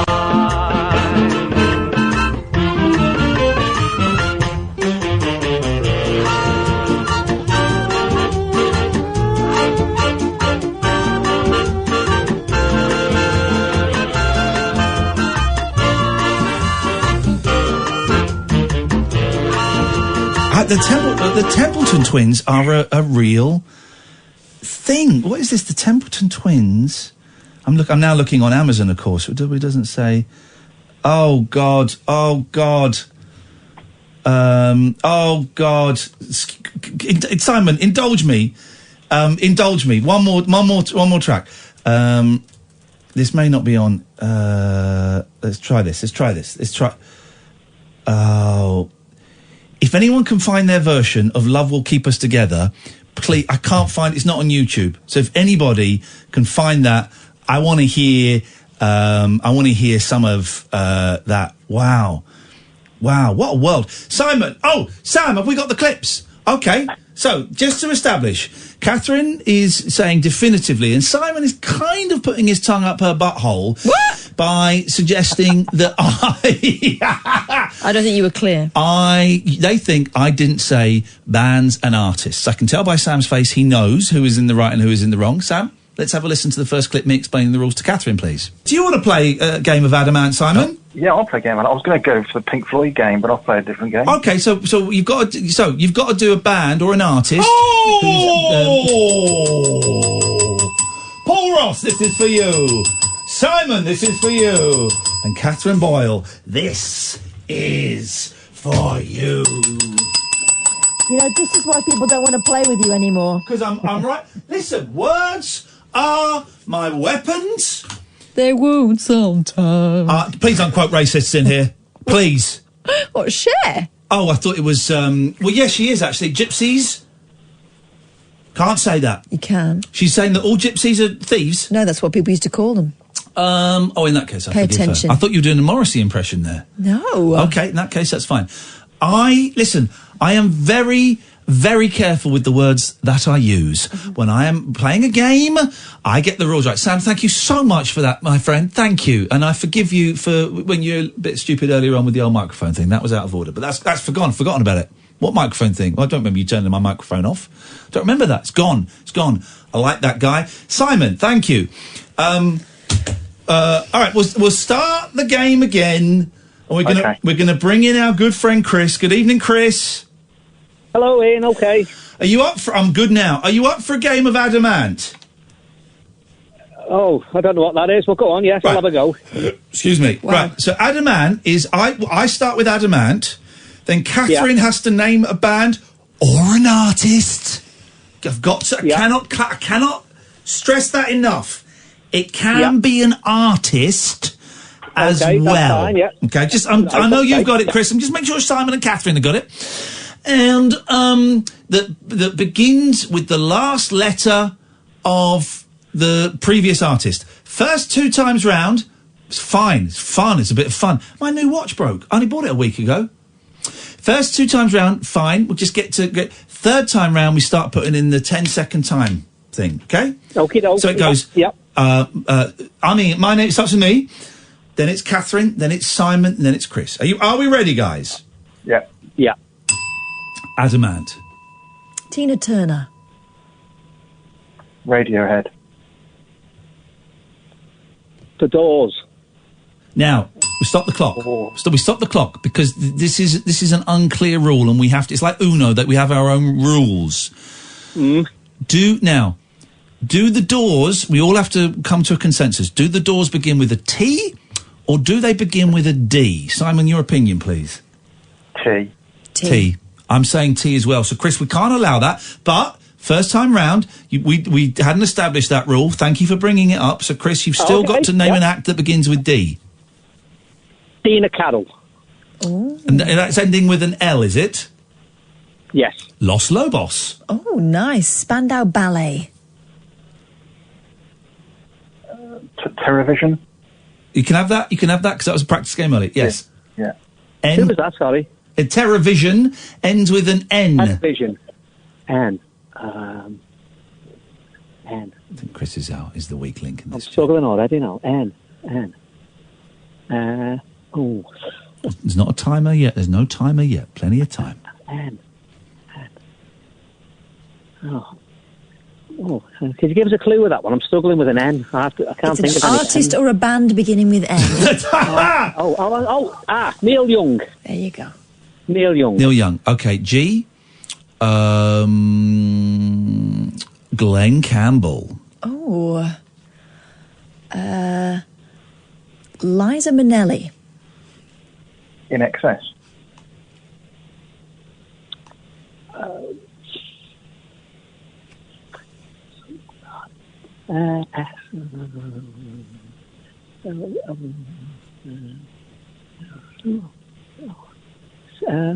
You've heard music, haven't you? Steve, yeah. Steve? Oh, your mind's gone a bit blank. Steve. There must be some. Or Liverpool's favourite ginger daughter. Favourite ginger daughter. You're confusing him. He was getting somewhere with Steve somebody. Let me have a think. Look, there's a heavy metal band called something like Sepultura or something along those lines. We'll have that. Sepultura. So we'll have that. That ends with an E, am I correct? An A. Okay, we'll have that. Now we got little 10-second thing. So, Catherine, if you could start counting 10 seconds for me. 10, 9. Aretha Franklin. 10. Nina 9. Simone. E. 10. Erasure. You get 2 points for that because it begins and ends. You've got 10 seconds, Chris. 10, 9. E. 8. Enigma. 7. Start counting for me. 10. 9. 8. 7. Adele. 10, 9, 8, 7, 6, 5, 4, 3, 2, 1. Yellow. Oh, just. Oh, you got an O, Simon. 10. Orange juice. Yep, you got an E, Chris. E's are tricky, as you're finding out. 10. Erasure. We've had erasure. You're out, Chris. We've had erasure. We had erasure. Did we? Yes. Just now. Chris, you're out, I'm afraid. Stay there because we want to. fair dues. I want to get to the point of your call. You don't worry. So hang on. What was the? So E. It was E. Okay. You going to count for me? 9, 8, 7. Eddie Grant. 6. Oh. 10, 9, 8. T'Pow. 10. Ultravox. Oh. XTC. 10, 9. Don't me, both of you idiots. 8, 7, 6, 5. Chicago. 10, 9. OMD.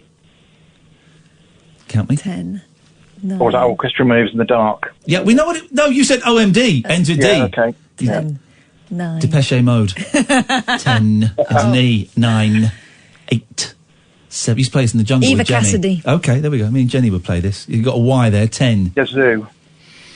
10, 9, 8. Olive. 10, 9, E, 8, Emma 7. Chaperon. Sorry? Emma Chaperon. You just made that up, right? No, she's French. Emma Chaperon. Emma Chaperon. Spelled like Chaplin. Emma Chaperon. Yeah. There's no such person as Emma Chaperon. There is Emma Chaperon. What does she sing? She sounds like opera fusion. Flip it. Well, hang on. All right. What's the what's her last letter? We can't. N. You say it as though it's obvious. Emma Chaperon. Chaperon. But the thing is, you can't just name weird random people. You've got to name like. She's an artist or band. Yeah, but I could name like my kids. You didn't say it has to be from this country or. No, it doesn't have to be from this country. We've had Americans. We've had Americans. All right, then. So we've had Americans. Congrats to me. No. Next. Right. N. 10, 9. Entrance. Okay. E. Count me. 10, 9, 8, 7, 6, 5, 4, 3, 2, 1. Eels. 10, 9. Sonia. 8. There we go. A. 10, 9, 8, 7, 6, 5. I can milk. Okay.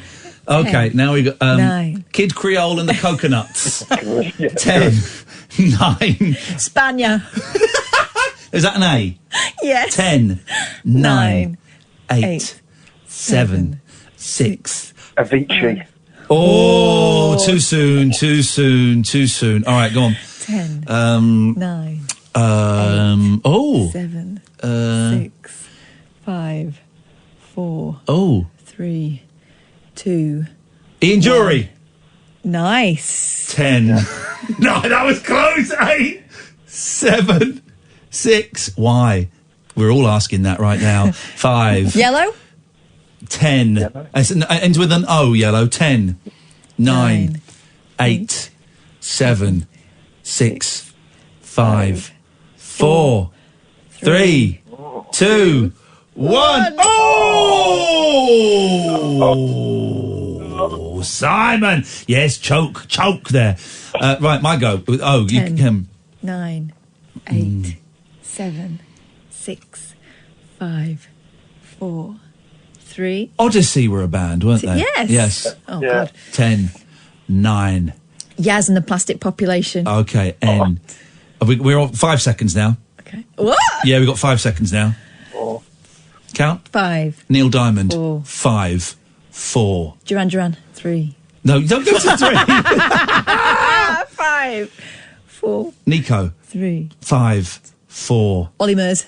5, 4, 3. Shawaddy Waddy. 5, 4. Oh, no, come on. 3. Yes.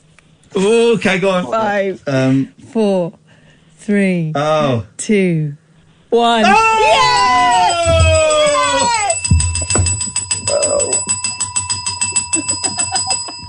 Well, there you go. What a game. That's one of the toughest games of those we've ever had. Right, Simon, thank you for that. Did we get to the point of your call, sir? My point of bands was in Pink Floyd.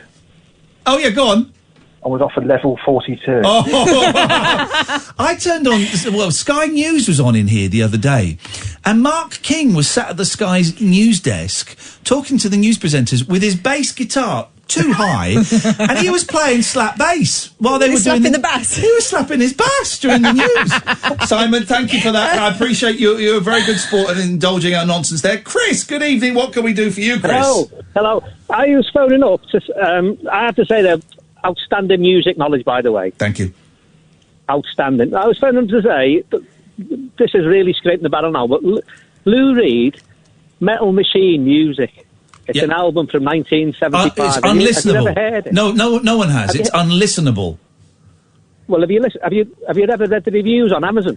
Go on. The 5-star reviews. Yeah. People raving about it, saying it's some sort of musical genius. He basically put his guitar against the amp and left the room. They're taking the piss. This is Metal Machine Music. It's famously the most unlistenable to rock, in inverted commas, record that's ever been made. You know, Lou Reed can be pretty stinky at times, and it's here we go. Let's I'm not even sure what year it came out. 1975. Here we go. Ladies and gentlemen, would you please welcome Mr. Lou Reed previewing his brand new album, Metal Machine Music.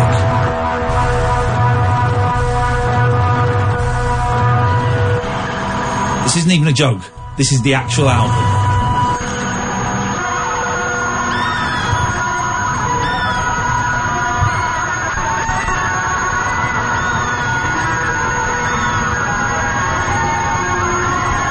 The arrogant a-hole put this out. Was it a double album, Chris? I don't know. I know it goes on for 70 minutes. There's 4 tracks on it. And there's no... He basically fades it out and started again, and there's absolutely nothing different. And yet, I can only call them music aficionados, for want of a better word. Music aficionados. Praising that and saying I wouldn't... And I don't know, the mind boggles. But Here we go. Five stars from Peter Counter. I bought this because the reviews were so frightening. An hour of feedback. It can't be just that, can it? It can. Fab, but is not going to leave you humming the tune or soothing the baby to sleep. Play it when A, you're in the mood.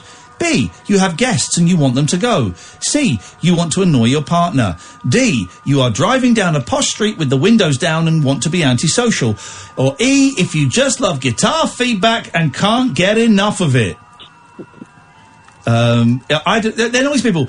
I've given this album 4 stars for its importance. It's considered to be Lou's most unlistenable album. Then he goes, it's absolutely awful. Chris, thank you for polluting our minds with Metal Machine Music. Thank you. Thank you, mate. There we go. It's an actual album that Lou... Don't do drugs, guys. Don't do drugs. This is Talk Radio. The Late Night Alternative with Iain Lee. Unfiltered Night Talk with the original king of unconventional conversation on Talk Radio. We have ways of making you talk.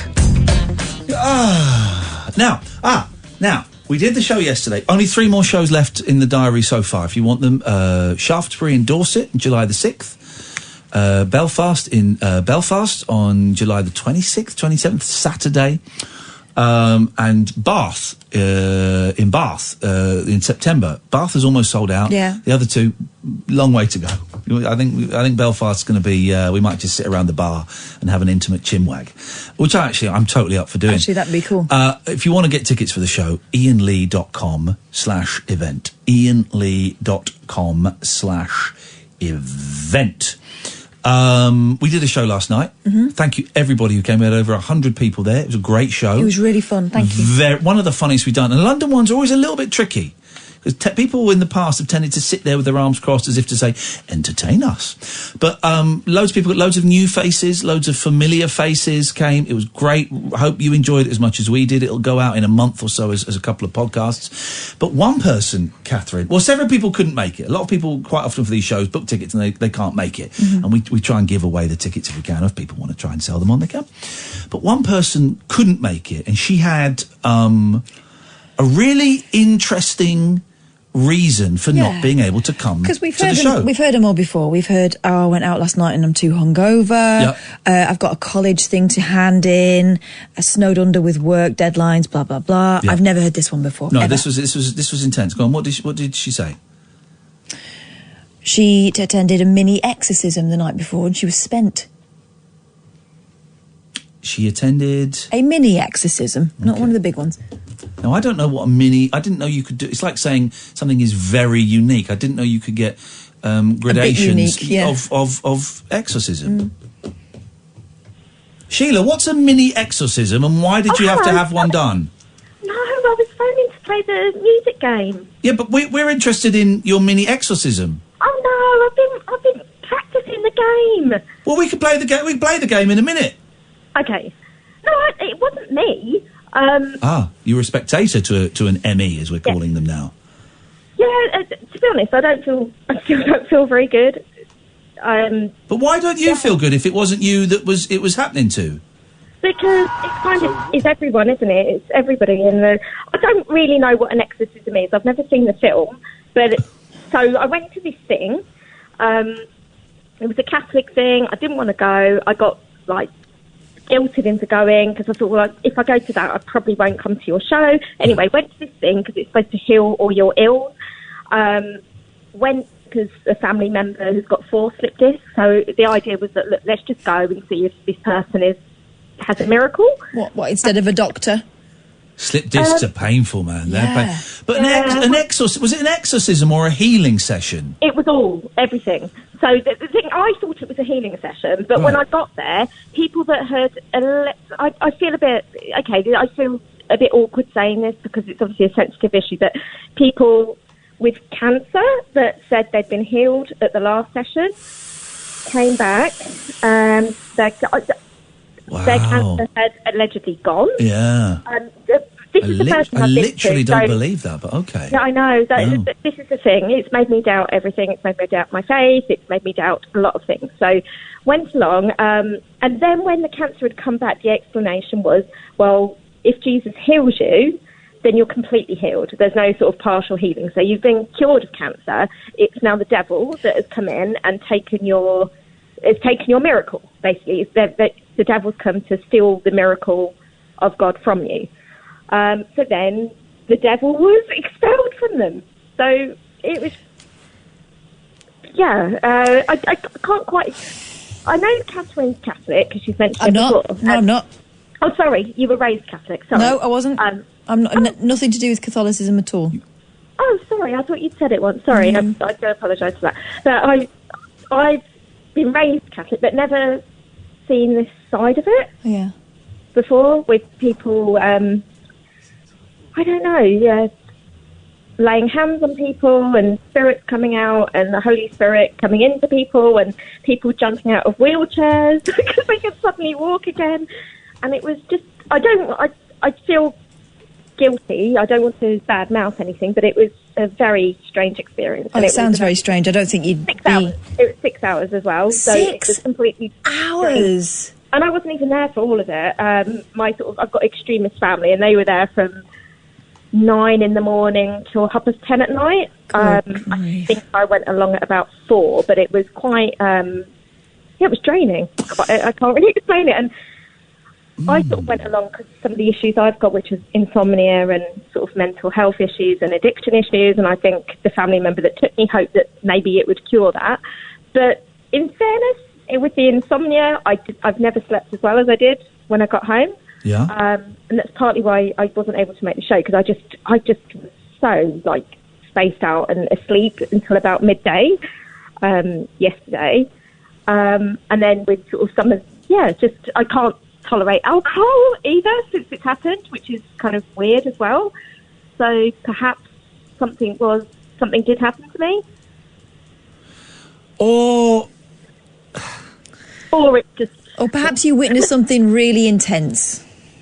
Yeah, that is probably it. Was this... You said it was a Catholic thing. Was this in a church? No, it was in a... bizarrely, I don't want to say... Don't say... Well, don't give us a specific... But they'd hired a hall then or something. And again, I don't want the name of the person that did this, but what did they claim to be? Were they a priest? Were they a preacher? Were they a... Yeah, I'd love to say their name, but it's just so ridiculous. It's so ridiculous. Right, the person... because if I say it, people will know what it was. That's the thing. Okay, all right. Well, okay. I mean, I know what it. I think I know what it was. It sounds like bollocks, but that people saying they've cancer's been cured and but then stuff. the cancer came back and then it wasn't their fault. It was because it was the devil. That's the thing is, because I have been raised sort of in a religious background. I don't believe in all of this, of course, but I do go to church every Sunday, which will probably surprise you, but I do. And so I also got a chance to have confession, because it was made a sort of thing that if you're brave enough to come and admit you've not been to confession for 2 years, come forward. So I did go forward for that. And then you were sort of taken out and you got the chance to go and do confession face to face, which is pretty amazing, because normally you can't look the person in the eye. This is all very unorthodox, isn't it? I felt better for it because I have sinned an awful lot in the last 2 years since I've last been.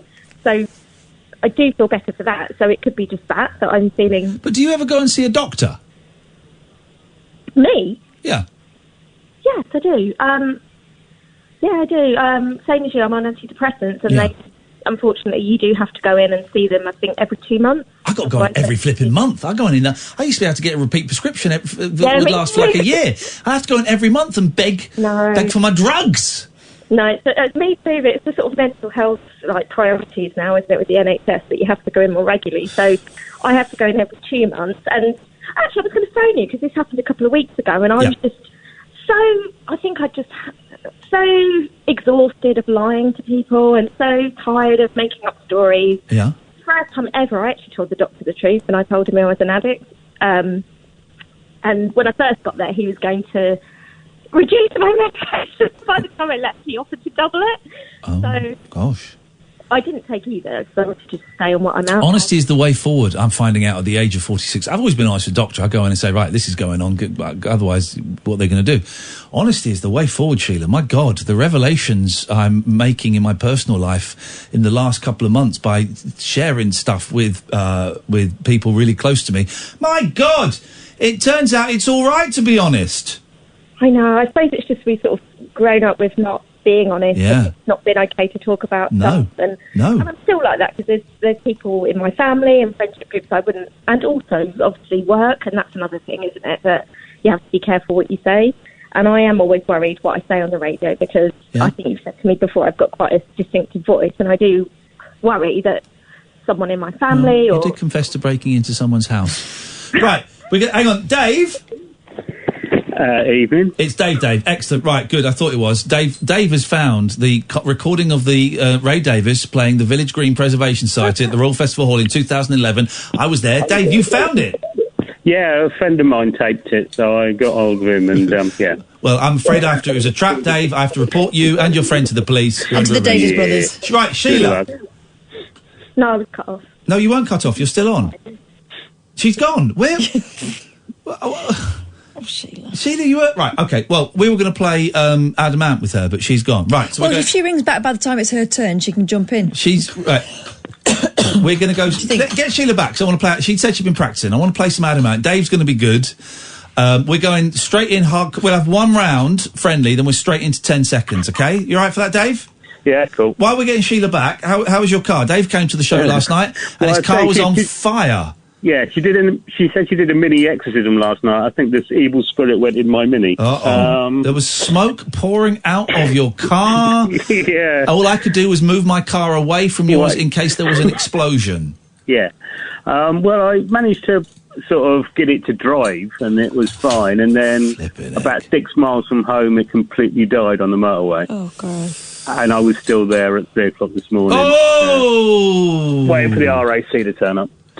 And I got up at 6 o'clock this morning to drive to Cardiff. Well, hang on. Did they fix your car? No, they just took it to my local garage and dropped it there, and that was it. So, yeah. Because it was 3 o'clock in the morning, I said, mate, just take him to the garage and take me home. I just want to get to bed. Yeah. Oh, yeah. I'm so... Well, I'm sorry, because that was... also, you'd had a nice night, and then that happens. Yeah. So thank you for my CD anyway. That was very kind of you. Cheer me up. Francis says, Kath, I'm sure you said you were raised a Catholic. It's nothing wrong. I'm not Catholic. I've never been raised a Catholic. I was raised... I was Church of England when I was very little, but no, never a Catholic. Hang on a minute. Who is this? I don't feel guilty about it because I'm not Catholic. But Kath, there's nothing wrong. I'm not saying there is, but I'm not. Hey, Kath! Fran Healy from... Travis, yeah. Okay. Kath, I'm sure you said you were raised Catholic. It's nothing wrong. You can't be sure, because I never said it. Right, Sheila, we didn't cut you off. You were still on the line, you muppet. I'm sorry, I didn't realise that. Did you hear what I was saying? Yeah, you didn't. It was very vulgar. Right, we're going to play... We're playing Adamant. First round, it's fine, and then second round, we're going to go straight into 10 seconds, okay? Oh, gosh, You know the rules? I know the rules. I probably won't be very good at it, but I will try. You said you've been practising. Yes, I know. Positive thinking. Come on. It's group or artist. The other thing I was going to say is that if names have already gone in the last round, can we do them again? Yes, you can. Okay, so it's like from scratch. I start Adamant, Catherine. Then it's Sheila, then it's Dave. The. Yeah. E, Sheila. Echo and the Bunnymen. N, David. Ned's Atomic Dustbin. Well, now... it's double N. Now, here's an interesting thing, right? Someone suggested this. This is a great little rule thing. If you get double letters, it goes back the other way. I thought that was with... No, you just got 2 points, but there's actually no points in it. Should we do that? Yeah. All right, so Sheila, it's gone back to you. Why? Because of what we just said. Because it's Ned's Ned's Atomic Dustbin, N, so it begins and ends with the same letter. I'll just say Nirvana because that's all I can think of in time. Well, that's a great answer. That's Okay. the answer. ABBA, back to you. Back to you, Sheila. Oh, God. Uh-huh. Back to you, Catherine. Double point. Okay. Can't I say Hey, we're not done. Hang on, you're right, Dave. It's gone back to Catherine. Yeah. 10. Anthony Costa. It's gone back to Sheila. Me again. 10. No. 9. 8. 7. Aerosmith. You'll go, Dave. 10. 9. 8. 7. Hanson. Neil Diamond. Okay. Dana. 10. Sheila. A. 10. 9. 8. Adam Faith. Sorry? Adam Faith. Adam Faith. Adam Faith. Great answer. Yeah. Dave. H. 10. 9. 8. 7. 6. 5. Harry Nilsson. You're doing very badly at this, Dave. I thought you'd be great. I said I haven't had sleep. Neil Sedaka. 10. 9. 8. 7. 6. 5. 4. Who is this? Is it not my 3. go, is It's it? Catherine. ABC. Oh. It's C, Sheila. 10. 9. 8. 7. The Commodores. You can have the, can't you? No, we've established you cannot do that. The Commodores begins with T. No, that's cheating. We've established that in the last round. So you can have another go. This is your last chance of having another go with C. 10. Everything's got a zero in front of it. Literally none of the bands we've named so far have. 10. 9. 8. C. Sorry? C. China Crisis. Well done, yes. Dave, S. 10. Oh, you can't Sleeper. R. Shut up. 9. Republica, 10, 9, 8. Amy Grant. T, 10. Sheila, 9, 8. Tanika Tikaram. M. Yeah, Tikarum, M, Dave, 10. Madness. It is, I know, but what's your band? Oh, I see. 10. Oh, it's me. 9. Sugar Cubes. 8. 10. Oh, it goes back to Dave! 10. 9. 8. Sneaker Pimps. Sue? Sneaker Pimps. Back to you. Well, back to me. All right, S is a tough one. 9. Sheena 8. Easton. Oh. 10. Ooh. 9. Nora Jones. S. 10. Sheila. 9. Stereophonics. Goes back to you, Catherine. Oh, no. 10. 9. 8. Sparks. 7. Goes back to you, Sheila. 10. 9. I don't know what she said. Sparks. S. 8. 7. Squeeze? E. Dave. 10. 9. 8. Everything but the girl. Oh, okay. L. Love. 10. Catherine. 9. Echo Belly. Y. Sheila. 10 and 9. Yellow? Oh, Dave. 10. 9. 8. Osric Tentacles. S for 9. me. 8. Supertramp. 7. Down to 5 seconds. 5. 4. Pantera. Sheila. A. 5. 4. 3. 2. 1. Sheila's out. Thank you, Sheila. Dave. A. 5 seconds. 5. AC/DC. Well done. C. 10. Oh, C's a tricky 9. one. 8. 7. Oh. 6. 5. Chico Arnez. No. No. You know who Chico Arnez? Desi Arnez's boy. Yeah. You know. Hang on a minute. Let me just play a little bit of Chico Arnez. All right. This is a very famous song. You know this song? Yes.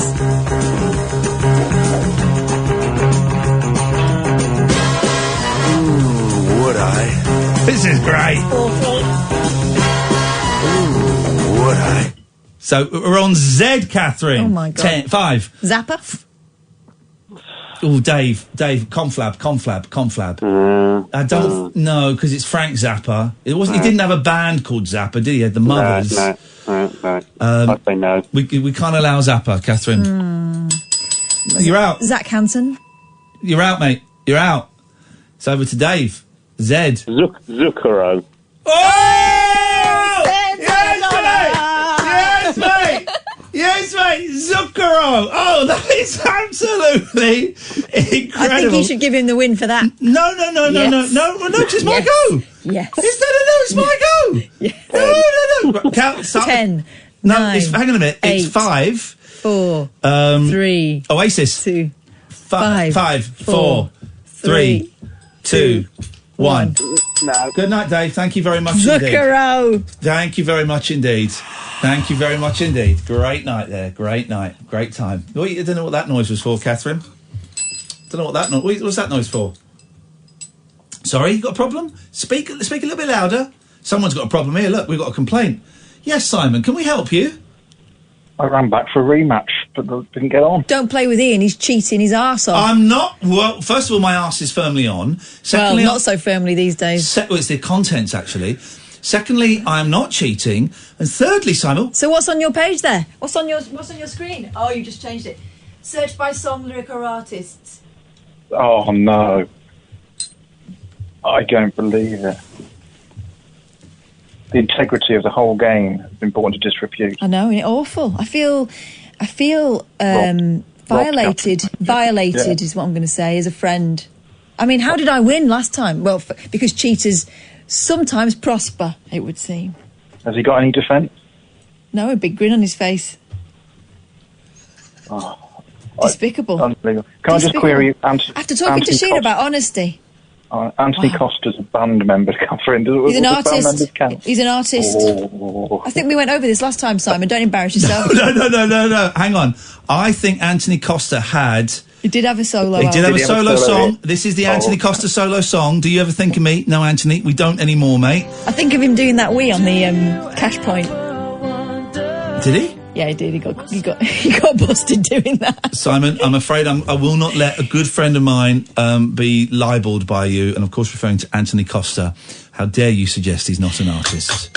He was making a withdrawal and a deposit. I only had that page up in that last bit with Dave looking for bands that begin with O. I believe you. Because why wouldn't I? Because you were lying there. It was only bands beginning with O. You're dead to me, man. Wow. This is Talk Radio. The radio show for people who know the best part of the day is the night. The Late Night Alternative with Iain Lee on Talk Radio. We'll get you talking. Oh, we seem to have got away without really talking about much. I know. I was about to tell you about the coppers in Argentina who blamed a load of missing drugs on mice. Oh, yeah, go on. Oh, yeah. That was like a lie. That was about an hour ago. Yeah, go on. Let's have that. Let's have that. I like that. Okay, about £13,000 of bud was supposed to be in storage, but a recent police inspection revealed £1,000 were missing, according to The Guardian. Javier Specia, the city's former police commissioner, was ordered to explain the shortfall to a judge. He and 3 subordinates told the sceptical jurist the missing marijuana must have been eaten by mice. Here we go. Experts, however, sent that theory up in smoke, saying rodents wouldn't confuse marijuana with food. In the off chance they did, the mice likely would have died from the dope, and investigators would have found the cannabis-laden corpses, according to USA Today. Exactly, you would find that. Buenos Aires University experts have explained that mice wouldn't mistake the drug for food, and that if a large group of mice had eaten it, a lot of corpses would have been found in a warehouse, said a spokesperson from the judge, like we've just said in the article. I love it when news outlets do that, don't you? This man doesn't know. I don't know. Yeah. They just did it in this article, Huffington Post. All 8 officers were dismissed from their jobs. 12,000! 5,000! Won't happen again. All 8 officers were dismissed from their jobs and will testify in front of the judge on May the 4th. The judge will then decide if the drugs are missing due to expedience or negligence, according to the BBC. You decide. Well, I would suggest the coppers nicked it and had a right old rave up. God, I used to smoke weed all the time, and it used to make me so heavy. Everything became heavy, physically heavy. My God, Miss Jones, I'm off my tits, Miss Jones. Couldn't do that again. Oh, I wouldn't fancy that. 0344 499 1000. We're coming to the end of the show. Paul Ross is coming up in a bit. Should you say podcasts? Yeah. Podcasts of this show. Podcasts are plenty of this show. Every day a new podcast comes out. A best I put one up today called Film 94. Oh, there we go. A lot of Barry Norman jokes. There we go. Impressions. That's so nice and relevant for the kids. But as well as that, me and Catherine do another podcast. This is what the live shows are for. We record the live shows and we put them out as podcasts. If you look for The Rabbit Hole, if you go to Acast or iTunes or your usual podcast provider and type in Rabbit Hole, Catherine Boyle, Iain Lee, something like that, and it'll pop up. I think there's 83 episodes out. We drop a new one every Thursday morning, Wednesday night, Thursday morning, overnight. Very funny. NSFW. Some of them are a bit heavier than others, but they are a laugh. And if you want to watch the show that we did on Sunday, then if you go to my Twitch channel, twitch.tv/Iain Lee, and you sorry, I'm yawning. Oh dear, excuse me. You can watch the show that we did, and it was a funny show. It was a very, very funny show last night. Very funny show. The crowd were up for it. So it's one of those shows where straight away it just cooked. Sometimes it takes a while to warm up, or sometimes there's like a burst at the start, and then they just cooked from the second we started. There was a lovely little release of tension when we started yesterday. Yeah, there was a bit of tension there yesterday, has to be said, but the vibe was strong. People were up for a laugh. You were funny as hell. You looked hot, I'm going to say it. Wow. You looked hot. It was a warm day. It was a very warm day. I was wearing my Bob Dylan Rolling Thunder shirt. You were funny. You made me laugh a lot. Thanks. You did a share on stage. Yeah. Not like a 12-step share. No, actual share. Actual share. It was a good show, man. It was very, very fun. I did some nonsense at the start. Sometimes I can't... I know you can write stuff, Catherine. You have a skill that I don't have. And you have many skills I don't have. But one of them is you can sit down and you can write, like, gags and scenes and stuff like that. I can't... I've never been able to do that. I've never been able to sit down and write funny stuff. I can have, like, an idea. I can have, like, 2 words, and that might lead to something. Hopefully it'll prompt something. But I've got a list of words here that I thought might prompt something, and we haven't done any of them tonight. But I get a rush of adrenaline when a show starts, when the radio show starts, when a live show starts. I get a rush of adrenaline that sometimes, last night, very funny, I'm going to say it, I was very funny for the first 10 minutes of the show. Duende. The opening monologue, and it was a monologue, and I apologise for hogging it, but it was just, I had words in me, I had to just get these words out. My mum said to me when I was about 5, why do you talk so much? I said, I've just got to get all these words out of my mouth. This little rambling nonsense came out. It was fun. I enjoyed it. Speaking of rambling nonsense, it's our good friend Andre. Good evening, Andre. Good evening. Oh, cough, will good you? morning, sorry. How you diddling? Yeah, well, I've got a bit of phlegm in my ear. That's all right, don't worry about that. That's Okay. no problem. Yeah. Right, other than that, you all right, yeah? Very, very well, Andre. Very well. Well, morning to you, Kath. Hello. Oh, excellent. How many words you get into the breathing, the breath now? How many words are you... What, sorry? You said hello to me. I said hello back, Andre. What more do you want? Good tide to you, fine master. Prithee, tell us what you have in thy gob box. Blimey, you stringed a blooming sentence. Well done, Kath. Nice one. Oh, well, no, all I was... Thank you. All I was going to say was... it seemed like it was quite a good show tonight, actually. It was until now, yeah. Yeah, other than that, it was all right, though, yeah? Yeah. It's okay. Now, nice to talk to you both, yeah? Keep your peckers up. Are you all right, Andre? You sound a bit down. A bit drunk, don't you mean? Well, no, you genuinely sound a little bit down. Yeah? Yeah, has anything happened? He does, I think. I'm a bit tired. Sunstroke. I got sunstroke the other day, actually. Yeah? Yeah, I got a sore throat. Yeah? And there's no Other than punchline, that, that's the thing. No change there. Something's not right. Yeah, what's going on there? Oh, I've got the lappy open and I'm just listening on the lappy. I know, we can hear it. Yeah. All right, well, you can tell us anything you want. Yeah, can't you, what? Well, I wish I had the blooming YouTube on. I've been sing a tune, but I can't even do that now. I ain't got time. Well, you got time. We got a couple of minutes. Go on. No, I won't get a full tune in, will I? Well, you never do anyway. Try. All right, can I try tomorrow? course you Unless can. I can do it now. Do it now. All right, hold on then. Come on, I've got a Andre. nice one for you. Can't believe we're having to beg you for a song. Well, hold on. That's it. That's what I like to hear. You want a song. No, it's not going to happen. Look, All right, you yeah. can't get it up. All right. Speak to you tomorrow. We'll speak to you tomorrow, mate. You take care. See you tomorrow. Take Nice care. one, then. See ya. Bye-bye. Bye. He didn't sound... I mean, I'm going to say something very silly here. He didn't sound right.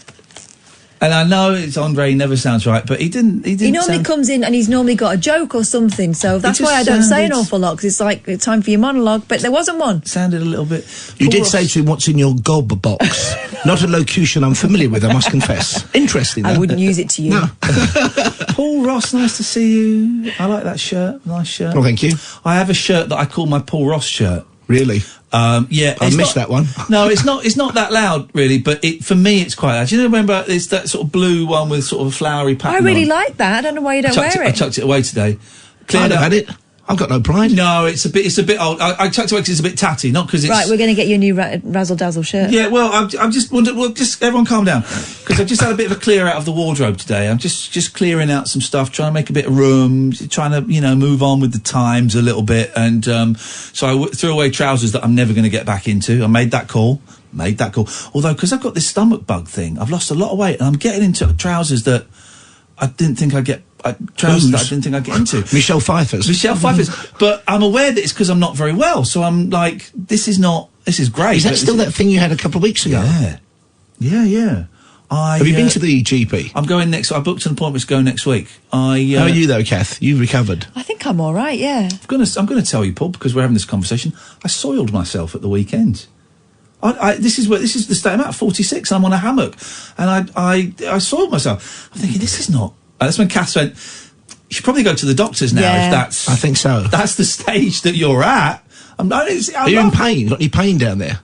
It's uncomfortable. Yeah, it's uncomfortable. It's not. Oh, you must go to the GPs then. I'm going to the GP. No, I normally do. I'm not one I of said those he blokes. wanted an emergency appointment, but he won't. Well, no, because you've got to phone them at 8:30 in the morning. I'm not getting up at 8:30. But I might go to a walk-in surgery on Wednesday. I might do that.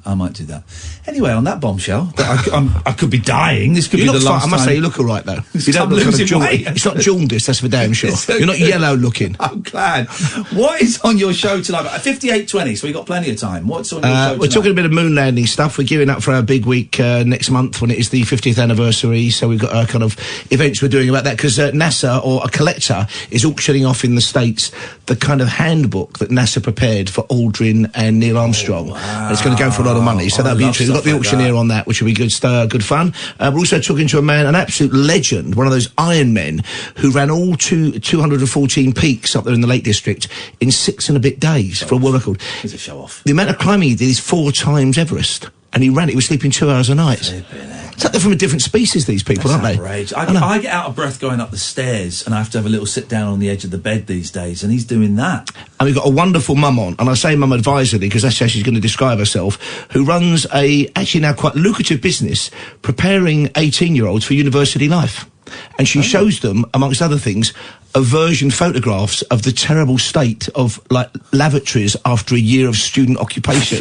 So it's going to be, I'm sure she'll be great fun. She's making money out of it, and she does it as a kind of course, and does it online as well. So all kinds of stuff. And I mean, great you mentioned Sepultura, because I suddenly had a memory, and it was a long time ago now. It was 1993, and we had them on The Word. And their fans were fantastic. They're all 26 years older now. Yeah. And we put them in a gigantic, proper metal cage. And we threw raw meat at them through the show, and we let them at the very end to have a mosh pit in front of Sepultura, and they were fantastic. It's on YouTube. You can just see them emerging and then doing a mosh in the front. And Sepultura, Brazilian, could not have been more charming. Yeah. And there were some bands who came on. Them and the Stereo MCs, I remember, tidied their dressing rooms immaculately. The Stereos Stereo MCs may have been putting stuff away, I suspect, because they were in a rather heightened state of awareness. Yeah, of course. But Sepultura were just charming, wonderful, you know, Portuguese is a lovely language anyway, and they couldn't have been nicer. Fantastic. Stereo MCs, that's brought back some memories. Wow. That's Paul Ross. He's coming up after 1 o'clock. Do stay tuned. Thank you very much, Sam. Thank you, Catherine. I'm going to Have you not got podcasts aplenty? I've plugged them earlier. Okay. Plugged them earlier. We're all done for that. Thank you to 100% of the callers this evening. I enjoyed them all. This is Talk Radio. We are Talk Radio.